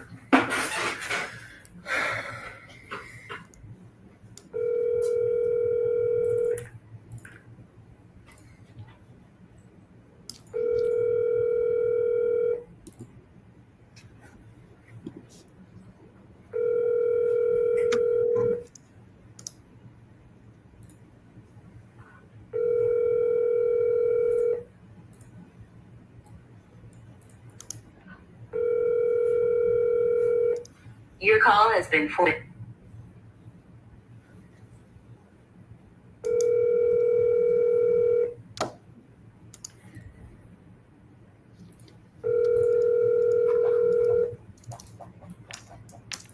Your call has been forwarded to voicemail.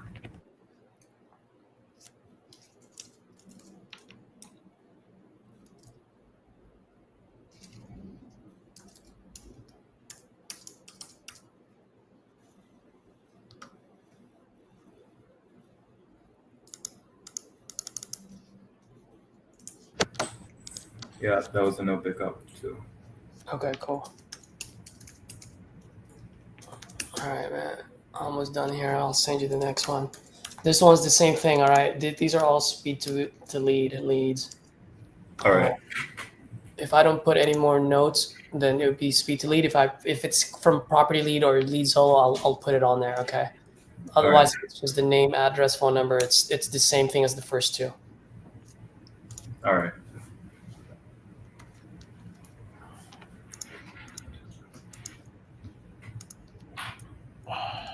Oh, do me a favor, bro. Akeem, when you call, double tap like you have, leave a voicemail, and then shoot a text message. All right. So the first two, go ahead and shoot a text message to those who just say, "Hey, man, I just left you a voicemail about." Left you a voicemail about 123 Main Street. Look like you were looking to sell. Are you still looking to sell? All right. Let me do that right now. Yeah, that text message gets me more response than anything else. It's simple, you know what I mean? Because you're telling me why you're calling.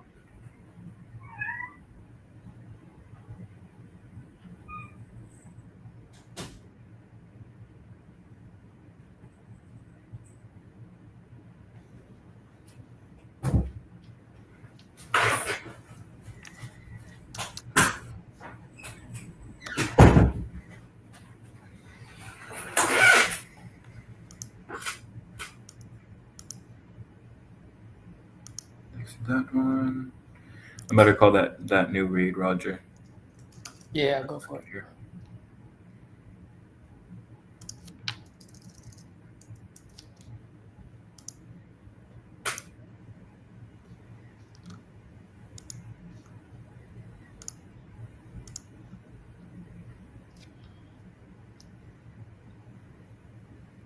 Okay.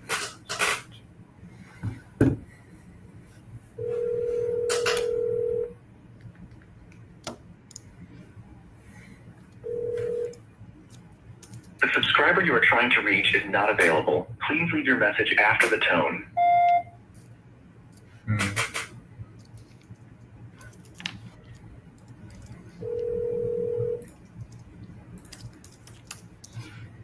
The subscriber you are trying to reach is not available. Please leave your message after.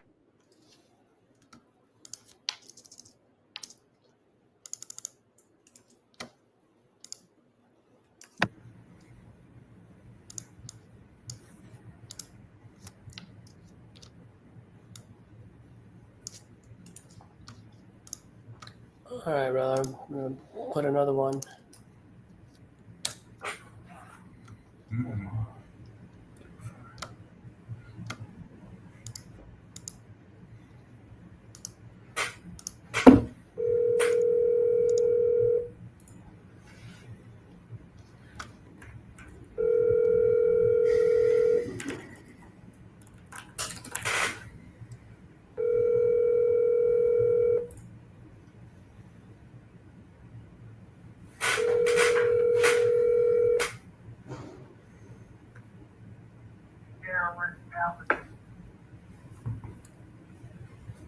Hello?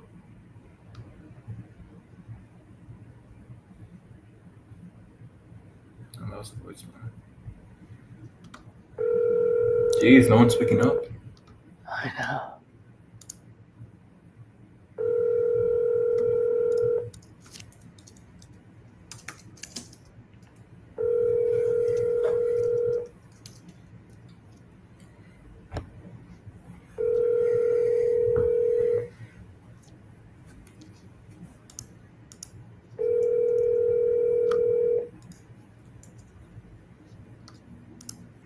I'm sorry, the party you are trying to reach has not.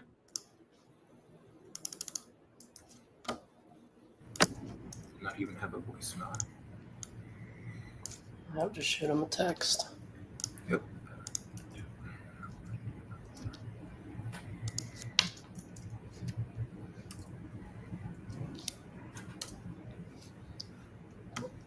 Just dropped another one for you on there. We're gonna get you on, brother. We're gonna get you on. I just need one conversation. That's all I'm looking for. Dude, let's do it.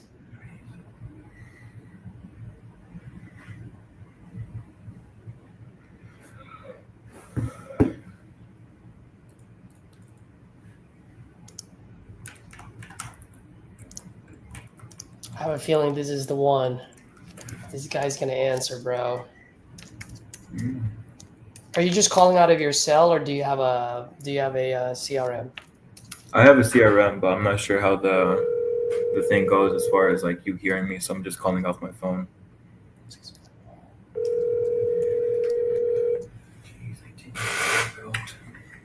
Hello. Hi, is this Mark? Yeah. Hey, Mark, just giving you a call regarding your property on Patterson Avenue. It's already been sold. It's already been sold. You got any more? Yeah. Nope. You don't. Ask him if it's close and funded or under contract. Is it already closed and funded? Yeah. Tough luck. All right. Thank you so much. Thank you. Yep. Damn. Who was that? Was that Mark? Yeah. Yep. Yeah, bro. Anytime someone says it's been sold, I always just say, "Oh man, congratulations! That's awesome." Like I'm very animated. You know, like I have like different tonations. I just like, and like you said, tough luck on me. But I always ask, hey, just curious, is it close and funded or just under contract? Because if it's just under contract, your very next question is, oh, wonderful. How much did you get it under contract for? And once again, I'm sounding excited for them, right? So this only works if you sound excited for them. If you don't sound excited, if you just go, well, how much did you get it under contract for? Then they're going to be like, the fuck do you need to know, right? Right? So for me, I'm like, oh man, congratulations, you got it under contract. How much you get it under contract for? Just because of my excitement and my enthusiasm, 9 out of 10 people are going to be like, oh yeah, dude, I got under contract for 150. Note, wonderful. When is the closing date? Oh, why do you need to know? Hey, I came just in case in the small off chance they don't perform and doesn't hit the finish line, I can be your backup buyer. Is that okay with you to have a backup buyer? What are they going to say? No? Hey, man, so when's the closing date? July 25th? Perfect. What I'll do is maybe I'll call you a week prior or a few days prior just to see how things are going. Is that okay with you? Yeah. Boom. Now it's on my Google Calendar to hit them up on July 23rd. You get what I mean? But here's the thing. You now understand how much they have it under contract for. So that means if they don't perform at that price point, you have to lock it up under. Yeah. That's right. That's right. So that's why the very first question is, how much did you get it under contract for? But you got to sound excited so it doesn't come off as you trying to elicit information out of them. Yeah. All right. Yeah. Yeah. Typically in like these phone calls, like I try to move my tone like right here in front of me. Like I have a paper. It says, don't talk a lot, acknowledge what they say, and move tonality. If I don't, like, I'm very monotone, like, naturally, so, like, I have to, like, just keep changing my voice. Like, I'm not as animated as I wish I was. Yeah. Well, bro, you've got a great smile, but look at that. Once you're smiling, you don't even know it, but your tonation changes. Your smile travels through the phone. A lot of people don't know that. So there are times when you see me, when you're watching me on YouTube, I can catch myself. I'm like, oh, I'm very monotone. So now I'll start smiling while the phone is ringing. Yeah. So just try that. But yeah, dude, that's key. Here's another one.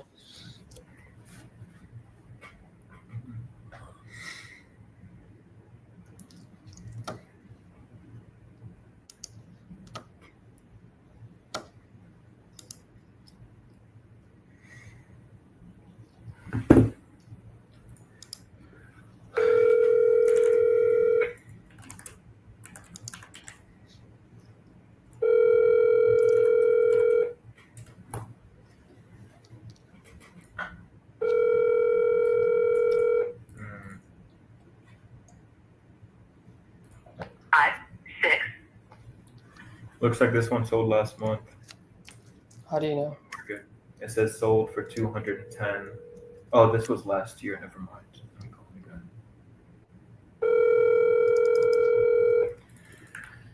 Let's see how much it goes. 5, 6, 1, 8, 4. I got you. Don't worry about it. Don't worry about it. I muted you already.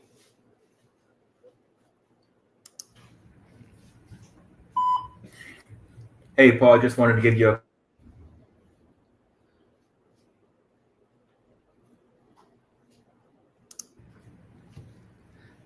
All right, bro. I'm going to do something I've never done before. I'm going to give you a brand spanking new lead. All right, bet. It just literally just arrived right now. It's off of Leadzolo.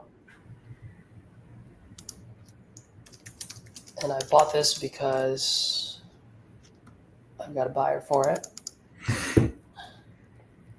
Let's do it. This one, you would say you filled out a form on my website. Gotcha. Okay. Not that you spoke with someone, you filled out a form on my website. And just say, yeah. They filled this out it's been 24 hours. So probably yesterday or the 23rd, something like that. No, it's not 23rd, the 3rd, I mean. Mm-hmm. All right.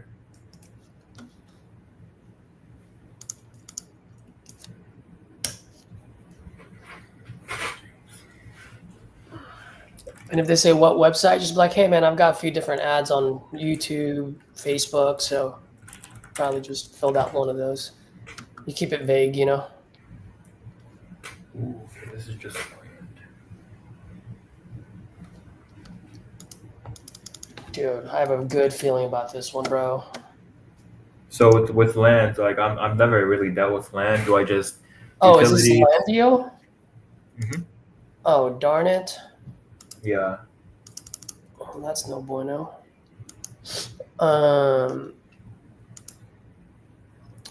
I'll help you with it. So with land, just ask how much he wants it for, and then so when it comes to land, you usually want to buy it at 40 cents on a dollar. So what I mean by that is if it's 100, if that land is worth 100,000, you want to buy it at 40,000 so that you can wholesale it at 50,000. You feel me? Yeah.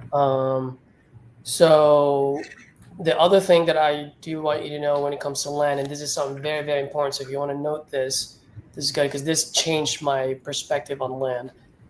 So usually people end up owning land in 3 different ways. 1, they inherited it. 2, they bought it as to build on. Okay.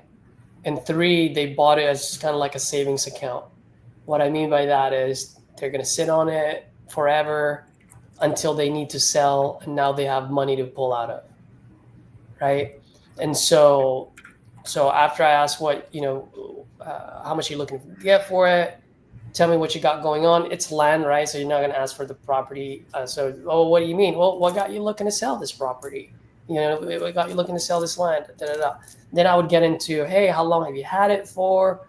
By the way, did you inherit this property? Did you buy to build on it, or did you buy it as a kind of like a savings account? When you need something, you can sell it, and then they'll tell you, because from there you'll see whether there's motivation or not. Yeah. All right. You know what I mean? And then I'll help comp it for you. You just talk to them. Yeah. All right. Go do your thing.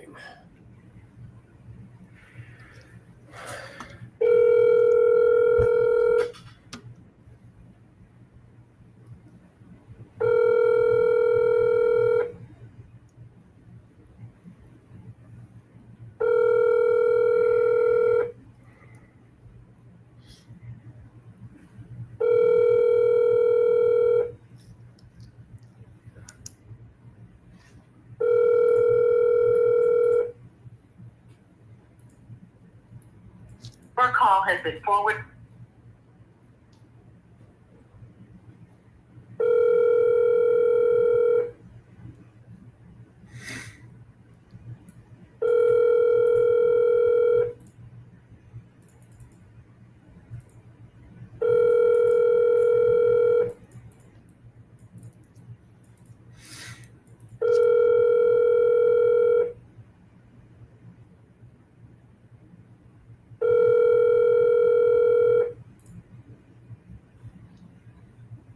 Your call has been forwarded to an automated voice messaging system. 2.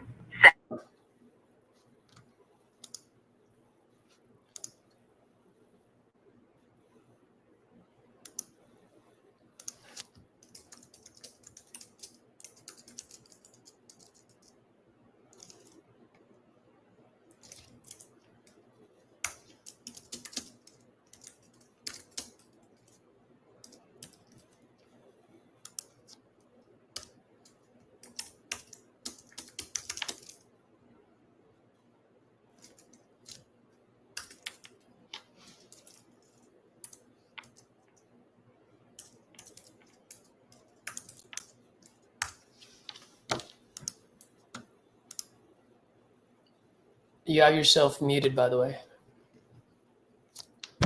All right, my bad. I didn't realize. Yeah, I just got that one. Still no pickup. All right, let me get you another lead.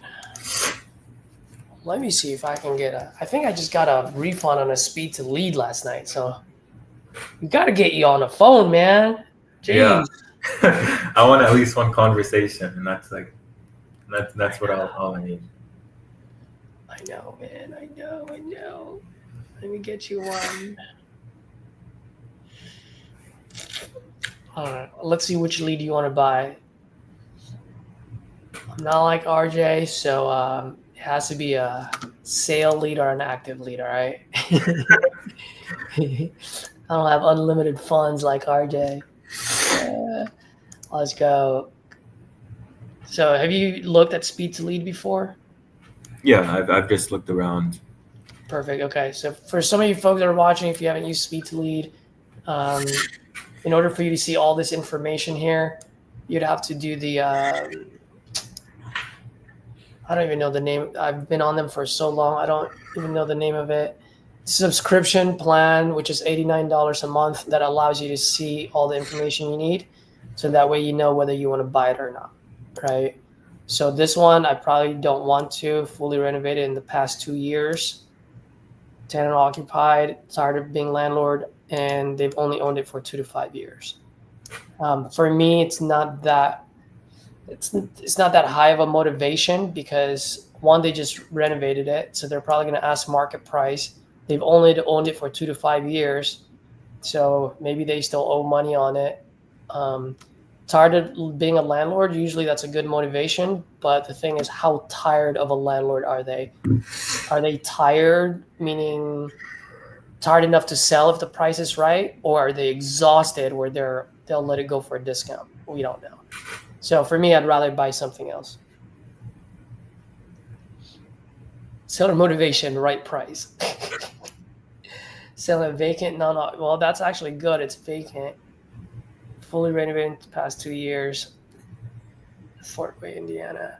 Anything that you see on here that you want? Well, really, what I want to see is I want to see distress in the property because you don't really know if there's distress in their situation unless you talk to them. But with the property, it's pretty easy to really pick out the condition. I would say. So right here, that would be a distressed property, right? Yeah. Now, here's one thing that I don't like about it. It's full gut, but they've only owned it for 6 to 9 years. So my question is, are these flippers who just ran out of money? And you know what I mean? I don't like that neighborhood, so I'm not going to buy that one. Let's look for, I always look for full gut or it says remodel kitchen like this. Multifamily. Ooh, they've owned this for 20, 29 years. All right, dude, you want to get this one? Hold on. Yeah, let me think about this one. So Fort Wayne, let's see if we can get something else. Tenant occupied, 2 to 5 years. Ooh, South Dakota.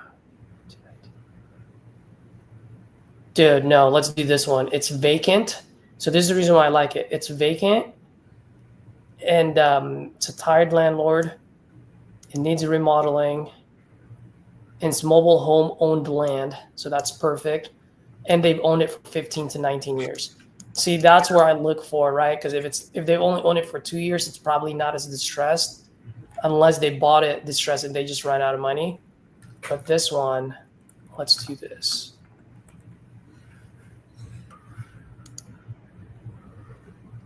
So I'm gonna go ahead and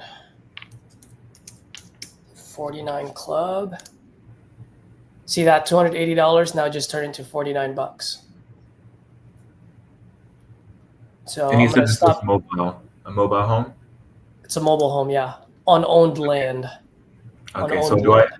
I ask if it's like a single wide, double wide? Because I've got a buyer out there that like only looks at double wide, and I don't know like if single wides are bad or like Yeah. they just don't.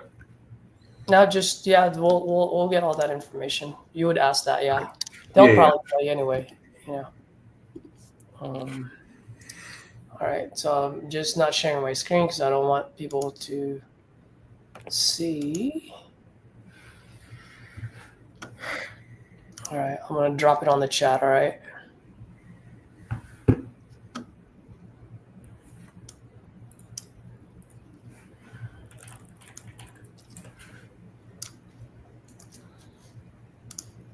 Private chat. Let's go.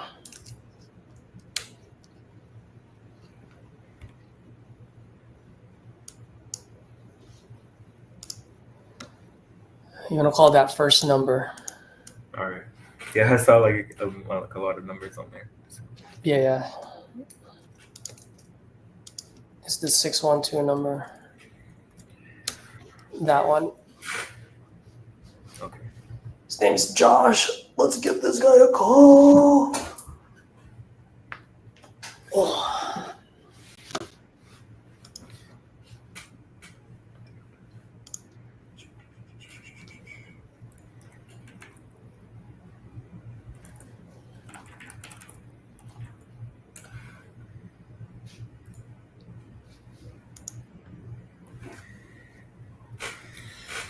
Josh. 6127.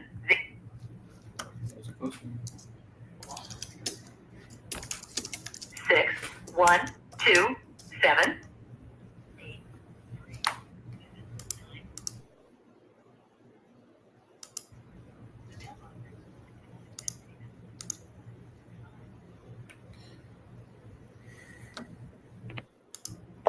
His mailbox was full. Typically, when it's like people's mailbox is full, it's like they never answer their phone. That's like what I noticed. Let me call his other numbers.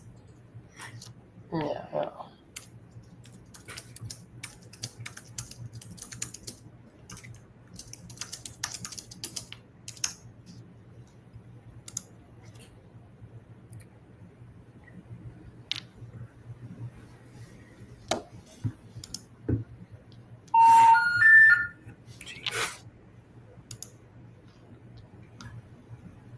Oh, I just realized I never changed my automation message.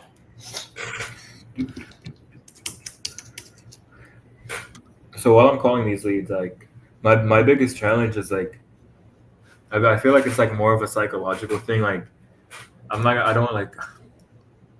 It's like I used to run what's his name, Eric Klein's script. Like not his script particularly, but like his process. Like it's just not my style. Like I don't. It's too long. It's like I'm more of a direct person. So like I've only realized that like I only realized it wasn't meant for me up until like throw the script away. Just like do what you naturally do, and just being more direct. Like RJ Bates, I'm not at his level. I don't think I will be anytime soon. But like I'm just I built up on like I feel like the wrong skill, like putting them on hold, like elongating the whole conversation. Like, I didn't focus on what I was like good at. So yeah, so I've been like more in like interactive with RJ Bates posts and stuff like that for sure lately. Yep, absolutely, bro. I completely understand. That's exactly what happened to me. I was just like, oh, it's just way too much. Let's see. Why did this? All right, give me 1 second. I'm going to pull up another one for you. Just bear with me. Just bear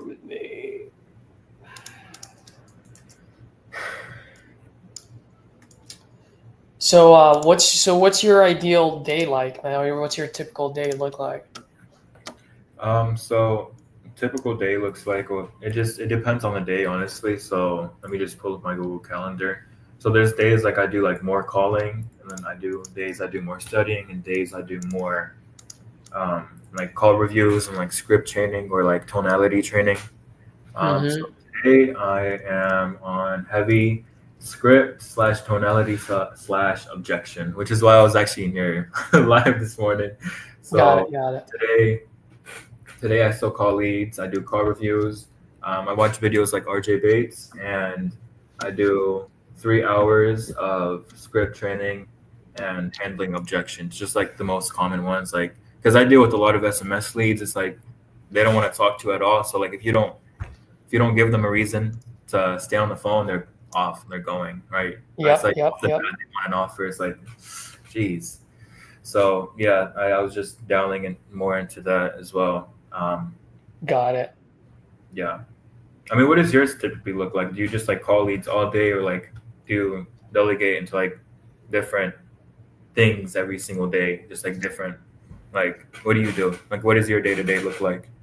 Yeah, great question, man. I just dial.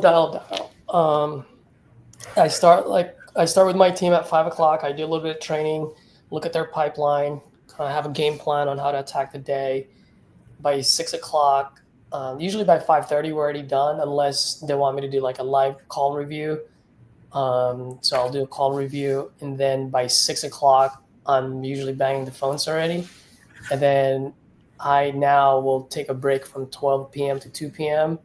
That's where I get re-energized. Like I'll literally go to the park and just walk around bare feet, get some grounding, get some suntan, even though I don't need it, but just to take my mind off of the business, read a book, whatever it is, and then I'm back on at 2 p.m. making phone calls again. Anything that you just mentioned, right? Like your 3 hours of scripting, all that. Like I will do that during non-income driven activity hours. Like you shouldn't be doing that in the middle of the day. Now, unless you go, well, look, these are dead hours, so I'm going to use that to learn. That's okay, right? But other than that, like 9 to 5, 8 to 5, wherever you're located, income-driven activity hours are supposed to be for income-driven activities. You know what I mean? So all the other stuff that you mentioned, I would do it either at night before I go to sleep or first thing in the morning to get my mojo going. Like a lot of guys will listen to RJ Bates videos before they go to sleep and also when they wake up. So before they make the phone calls, they'll listen to a few of his live seller calls, and then that gets them pumped up, and then they go right into it.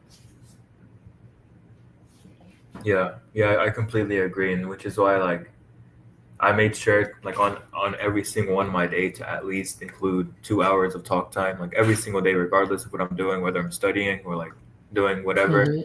But I actually agree with that. So I'll look back over with my schedule and see what I can change. Because I mean, like literally the other day, I was like so stressed. I was like, okay, like looking back in July, I was focusing on this and this and this when I should have been focusing on what moves the needle, right? And I don't want to go through that again. So. Yep, exactly. You hit it right on there. It's just what moves the needle. At the end of the day, what moves the needle is being on the phone. All the other stuff that you mentioned, that will naturally come as you pick up the phone and call people. You know what I mean? So let me see. Give me 1 second. I'm trying to get you a good one here.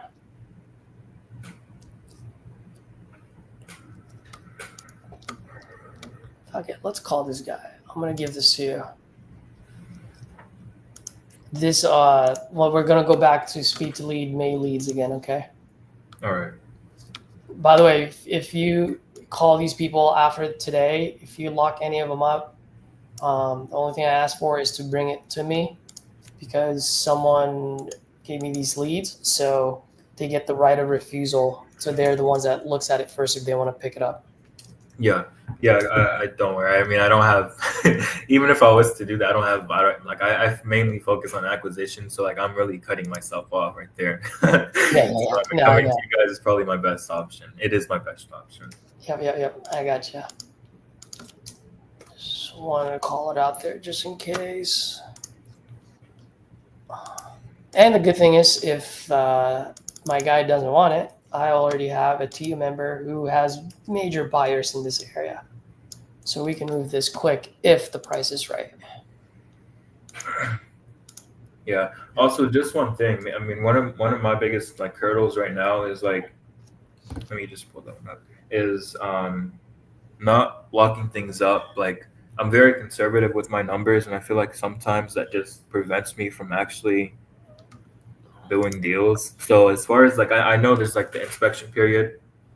It just feels wrong to like lock it up and then no, I'm gonna renegotiate later. I'm just like, it's not like I know what the renovation price is gonna be, but like just like eyeballing it, it'll obviously be like I'd have to be lower than 25 or it's not gonna close.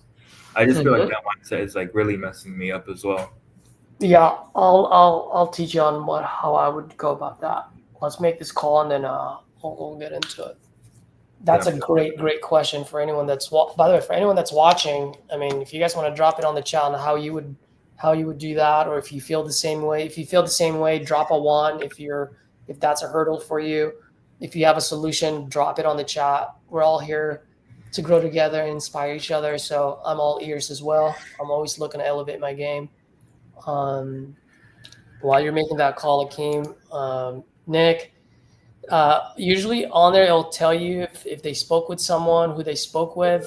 If they don't tell you that, usually they feel that. James speaking. How can I help you today? Hey James, just giving you a call regarding your property on South Perry Avenue. South Perry, what about it? Are you looking to sell that one? Man, the property owes around, I want $55,000 for the property. I want $20,000 for me, $39,000 towards the taxes. Work with those numbers. Let me know if this is something that you'll be able to do, and then we can talk. You want I'm $50,000? going to this somewhere around 12 times already, and every single time it comes back, they say that they're not going to be able to make it happen. If that works for you, that's great. If not, and then I'm just going to leave it like that. Well, how about it makes more sense for me to just go ahead and donate it to the city or donate it to somebody and use it as a tax write-off that one the people are offering me. You said you owed $39,000 on it as in tax. You said taxes. Yeah, taxes and code enforcement and all that stuff. Okay, and you're hoping to get how much in your pocket? 20,000. Actually, there's 29,000, 20,000, 49,000 altogether, around 50,000. Okay, well, if you wouldn't mind, I mean, I think this conversation is definitely worth taking. If you can just run me down the condition and see if I could possibly get you that number on the phone call here. I'm not wanting to make you wait any longer. In Chicago, so sorry? I don't know. You will know what the property looks like as much as I would if you go to Zillow. So by the time you go to Zillow, we both will know as much as the property. Well, I'm seeing here there's outside pictures of it. I'm not seeing the interior. I mean, that's really, I see it's boarded up. Could you just walk me through the property and how its condition is on like the inside, James? How long has it been vacant? And I know you're following a script. I tried to listen to what I just said. I have never been in the property. I don't know anything about the property. I bought it 16 years ago. It's been abandoned for 16 years. So I don't, if you go to Zillow, the same thing that you see in Zillow, maybe it's not a good time. Maybe we'll talk another time because I'm taking it out on you. So we'll just call it back another time. All right, what's a good time? All right, what's a good time, James? No, sir. I don't know. Another time. Another time?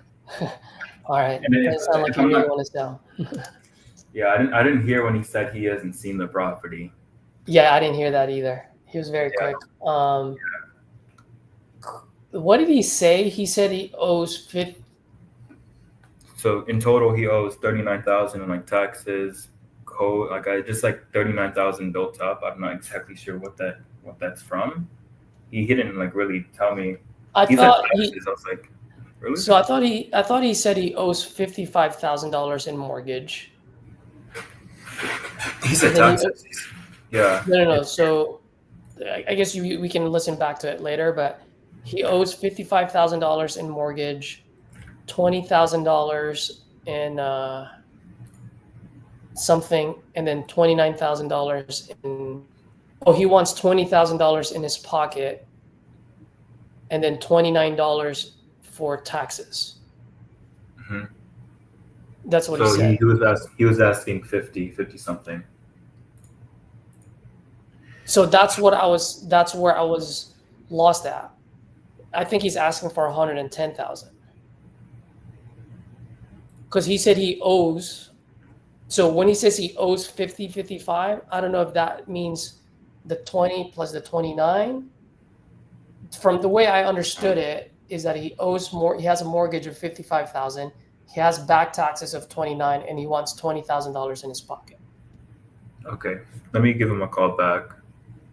You don't have to call him right now. You can just shoot him a text. Just be like, hey, is this, I just want to make sure I got this right. You owe $55,000 in mortgage. You owe $29,000 to taxes, and you want $20,000 in your pocket. Is that correct? Okay. Yeah, just say, hey, man, just making sure I heard you correctly. That's how I would start the text. All right. Yeah, just text him that and see. Because if he agrees to that, then be like, well, if you donate it, you don't get $20,000 in your pocket. So why don't I just give you a couple of thousand? Yeah, that's what I was gonna build up on, but he's just like he was in a pretty hasty. Like, Yeah. Something made him mad. He was in a bad mood already. He's already in a bad mood. He probably got locked up multiple times. So at the end of the day, like, it's not worth that, sir. So what's up? Let's fucking do something here.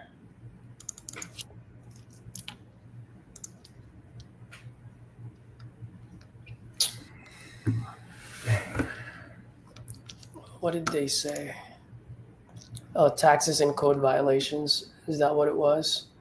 Yeah. It was hard hearing him. So not if you, but like he was just going so fast.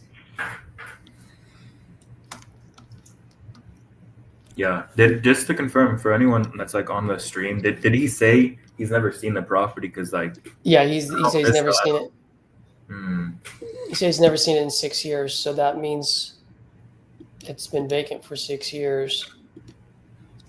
Yeah. So my question. Yeah. I'm sorry. Go ahead. Because, like, typically when they say something like that, it doesn't fly out my ear. So like I'm like, I don't know. I just have to take better notes, I guess.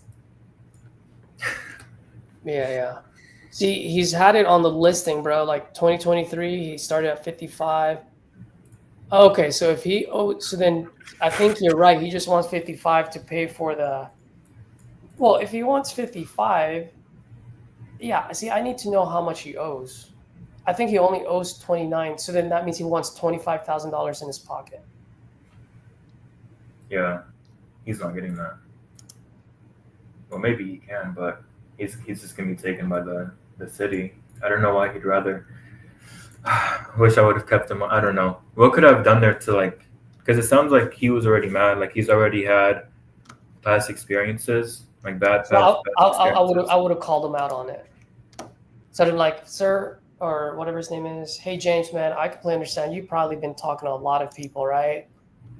And then he's gonna be like, yeah, okay, cool, man. Hey, I want to be an easy bun for you. I'm not like the others. I just want to see if it would make sense for me. If it makes sense, it makes sense. If it doesn't, it doesn't. I'm very quick on these things. So I just want to clarify. You haven't seen it in 6 years. You bought it 6 years ago. It's been vacant that long, and you want $55,000 total. Is that right? Yeah. So what is that 55 again? You said you owe how much in back taxes? 29. So you want the 29 plus $26,000 in your pocket? He's going to be like, yeah, because that's how much I paid for it. Oh, okay. I got you. So let me see if that would work. All right. And then start comping. And then at that point, you'd be like, well, you bought this 6 years ago.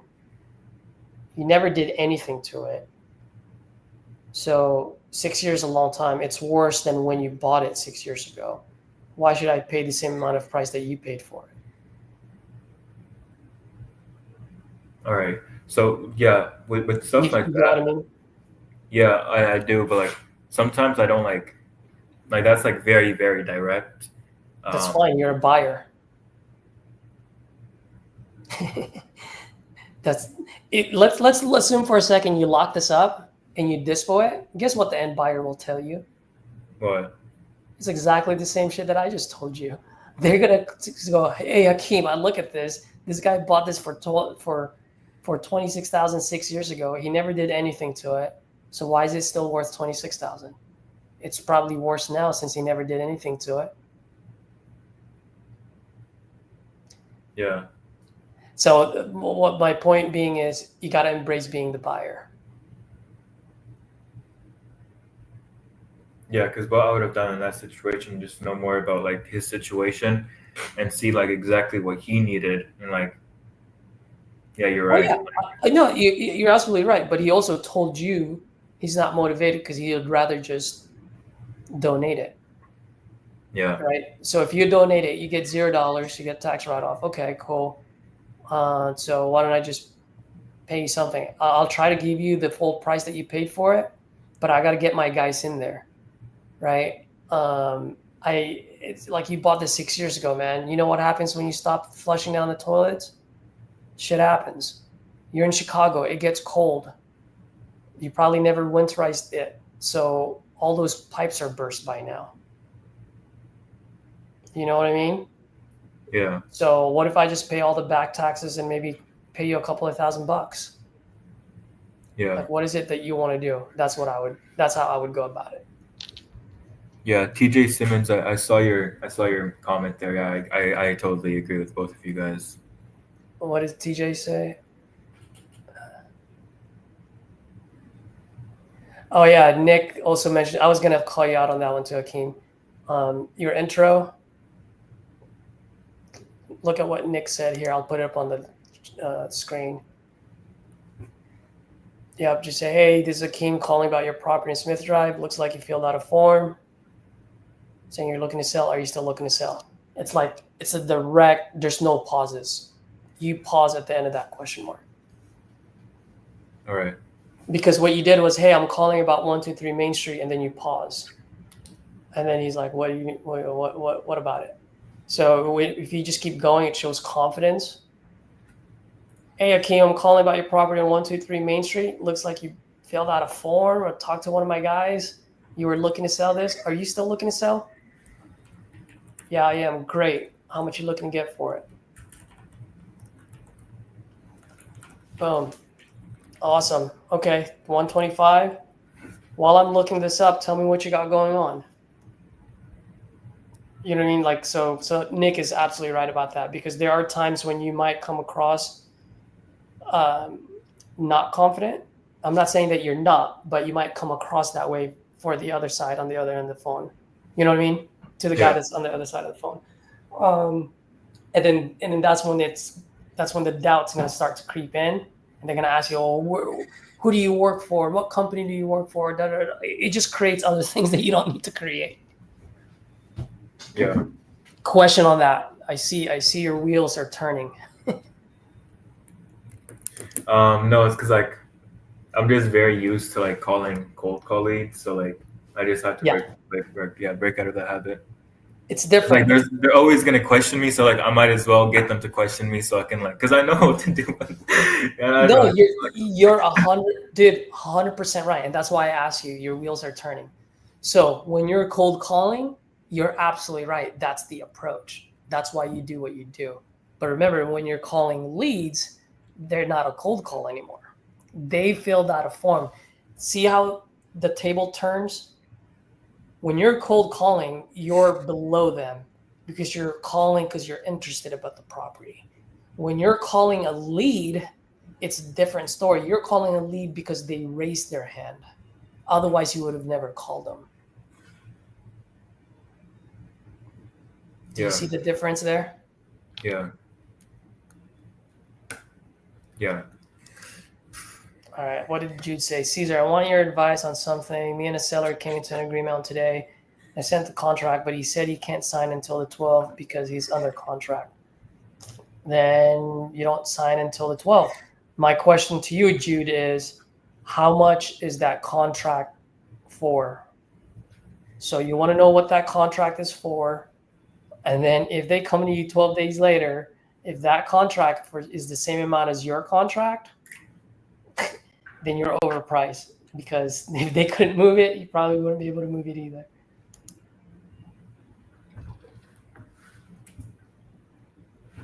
Oh, I think Nick already answered it, but be direct with them. Yeah, TJ is absolutely right. Direct with you, be direct with them. Cool. I'm gonna get going soon. Hey man, Hakeem, feel free to call these leads that I gave you, right? If you lock them up, let me know. Feel free to hop on one of my other lives, bro. We'll do this again. I'll give you more leads. But before I go, you did ask a question earlier that I want to answer. What was it? You said you're being conservative with your price. Yeah. And then sometimes you feel like you're getting kicked out of the kitchen. Right? Is that what it is? Because your offer's too low? Yeah. So what you want to do there is, and this is really, really important, right? So you don't need to take notes on this because obviously it's live on YouTube. You can go back to it later. But here's one thing I always say. Two things that's really important. The first one is motivation. You gotta know what the motivation is, right? And you gotta know the real motivation. I'm not talking about the first layer of the onion. Okay, what I mean by that is what happens when you peel off a layer of an onion? There's another layer, right? What happens if you peel that off? There's another layer, and there's like deeper layers. So when for example, for my guys that are in my team, if I go, hey, what's their motivation? The guy goes, it's tired landlord. I go, so what's their motivation? Oh, they're tired of tenants and toilets. So what's their motivation? Like for me, that's not motivation. That's the notes that I see on Speed to Lead that says he's a tired landlord. Right? I need to know why they're tired. I need to know what their course of action is if they don't get the price that they want to sell it for. Right? I want to know the deeper meaning of their motivation. So the reason why you absolutely need to know what the motivation is because of the second point that I'm about to make. So let's say you need it at 25. These guys started at 50 and now they're at 30,000, right? Let's just say 35, they're $10,000. And you guys can't meet in the middle. Okay? So at that point, I would say, hey, look, at 35,000, that just doesn't fly for me. It just doesn't fit my business model. But the good news is, you can do it in two ways. Here's the first way. Good news is I've got a network of local investors that may fit their business model. So here's what we can do. I can get it under contract for you at 35. But just to let you know, I will not be the end buyer. I'm simply assigning this over to an end buyer. And the way that this number changes is if they walk in there and half the roof is missing, right? In other words, if everything that checks out, with the way you're mentioning it, how much you think the rehab is going to be, we're good at that number. If not, obviously we're going to have to come back, and let you know what number they would be interested at. And at that point, if you want to move forward, we'll move forward. If not, we'll rip the contract in half. Fair enough? Fair enough. That's one way of going about it. Now you're totally upfront and honest with them that you're wholesaling the property without using the word wholesaling, right? Because you're saying it's not for me, but it might fit my other business partners. It might fit their model at 35. So that's one route. The other route is, all right, Hakeem, I understand that you want this 35. Now here's the thing. If I send you an agreement at 35, is this something that you're going to be able to move forward today? Yes. Okay, so here's what I can do. I can send you a contract for 35,000, but I'm going to need your help. What I mean by that is I need to send multiple contractors and multiple local partners out there. Why? Because I got to get that rehab cost down to the minimum in order for me to be good at 35. If I can get that rehab cost down to the minimum, then and give you 35,000, that's the type of stories I like to talk about during a barbecue with my friends where I made money and helped someone out. Okay? Now, that being said, Hakeem, I just need to know right now, if all these guys come back to me and the rehab cost is actually closer to what I'm thinking it is, are you going to be flexible with me if it lands anywhere between 25 and 35? What if I come back to you at 33, 28, 29, 31? Are you going to be flexible with me? Because if you are, I'm more than happy to go to work and get this rehab cost to the minimum so I can get you that money in your pocket. Does that sound fair? Yeah, that sounds fair. So my question to you is, if I come back at 29, 28, 26, 32, 33, are you going to be flexible with me? And if they say, you know what, you do your best to get me 35, but if it lands between 25 and 35, I'll be flexible with you. You go ahead and lock up that deal. Yeah, why? Because really now you just gave yourself a $10,000 cushion, right? And so as long as you have the motivation, the deep motivation, and you got them to verbalize that they will be flexible with you, you lock up that deal. Why? Because what happens is they're in the wrong price bucket, but while you're dispoing it, they're slowly going towards the right bucket mode, the right price bucket. You understand? Now, I'm going to go the other way around. They have no motivation. Then I wouldn't even take the risk. Why? Because even if you showed up at 33 and a half, they're not going to take it because there's no motivation. So in other words, you got to know when it's the right time for you to take the risk and when it's the wrong time for you to take the risk. And how do you know? The level of motivation. Level of motivation will tell you whether you take the risk or not. All right. Yeah, bro, I love that advice. Does that sound good? Yeah, I never verbalized like them coming down. I just like threw out there like if we lock it up at this number, then there could be a chance we won't be able to move on that if the condition wasn't what you said it actually was.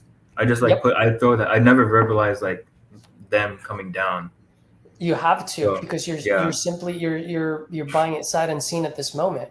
So everything that I just said, RJ has. The thing about RJ, he's a master of keeping it simple. So what he says is, hey, look, if everything checks out, we should be good at that number. But if we walk in there, half the roof is missing, then obviously I'm gonna have to come back down on price. And the reason why you use the word "if the roof is missing" because you're planting the seed that you're not nickeling and diming them, right? It's something that has to be big as far as like cost-wise goes. Yeah. Right? Now, his other way of going is, man, Akeem, I really wish you said 25, and he'll shut up. He'll wait to see if the guy will negotiate. If the guy won't negotiate, then RJ will go. Once again, if there's motivation, RJ may take a risk. I'm not speaking for RJ here, but all I'm saying is he would go, okay, well, we can do the 35, right? But I'm going to send contractors there because I gotta get a bid on that rehab cost. If I can get that rehab cost down to the minimum, then we should be good at 35. But if that rehab cost stays at the number that I'm thinking, which I do this every day, then I'm gonna have to come back and renegotiate, and it'll probably land between 25 and 35. Are you okay with that? Yeah, okay. What's your email address? Boom, and he sends it out for 35. Yeah. Yeah, bro. Thank you so much for having me up on here. Yeah, for sure, bro. And then one last thing. What did TJ say? One thing when I say someone starts getting worked up is it sounds like you've been. That's right. Perfect. TJ, you're absolutely right, bro. I will call that out. That's what I was trying to say earlier. Like the guy sounded like he's pissed because he's gotten a lot of phone calls. So that's what I call sweep them off their feet because they don't expect you to say it. They don't expect you to call it out. So that's what you do. You go, hey, man, fuck. You've probably been bombarded by a bunch of wahoos who graduated from YouTube University, huh? Giving you low ball offers. Yeah. Well, bro, like I completely understand why you are the way you are right now, but I'm different. I just need some information, and I'll tell you whether I'll be good at that number or not. Does that sound fair? Yep. Okay, great. Give it to me. Boom. Then that's how you're going to separate yourself from the competition. Yeah. Yeah, Nick said it as well. I just didn't have any control on that conversation. Yep, took all 3 seconds for that sales to control because you paused. That pause was key. You shouldn't pause. You just go right into it. Your pause is when you ask, are you still looking to sell? That's when you pause. Because now you're an authority,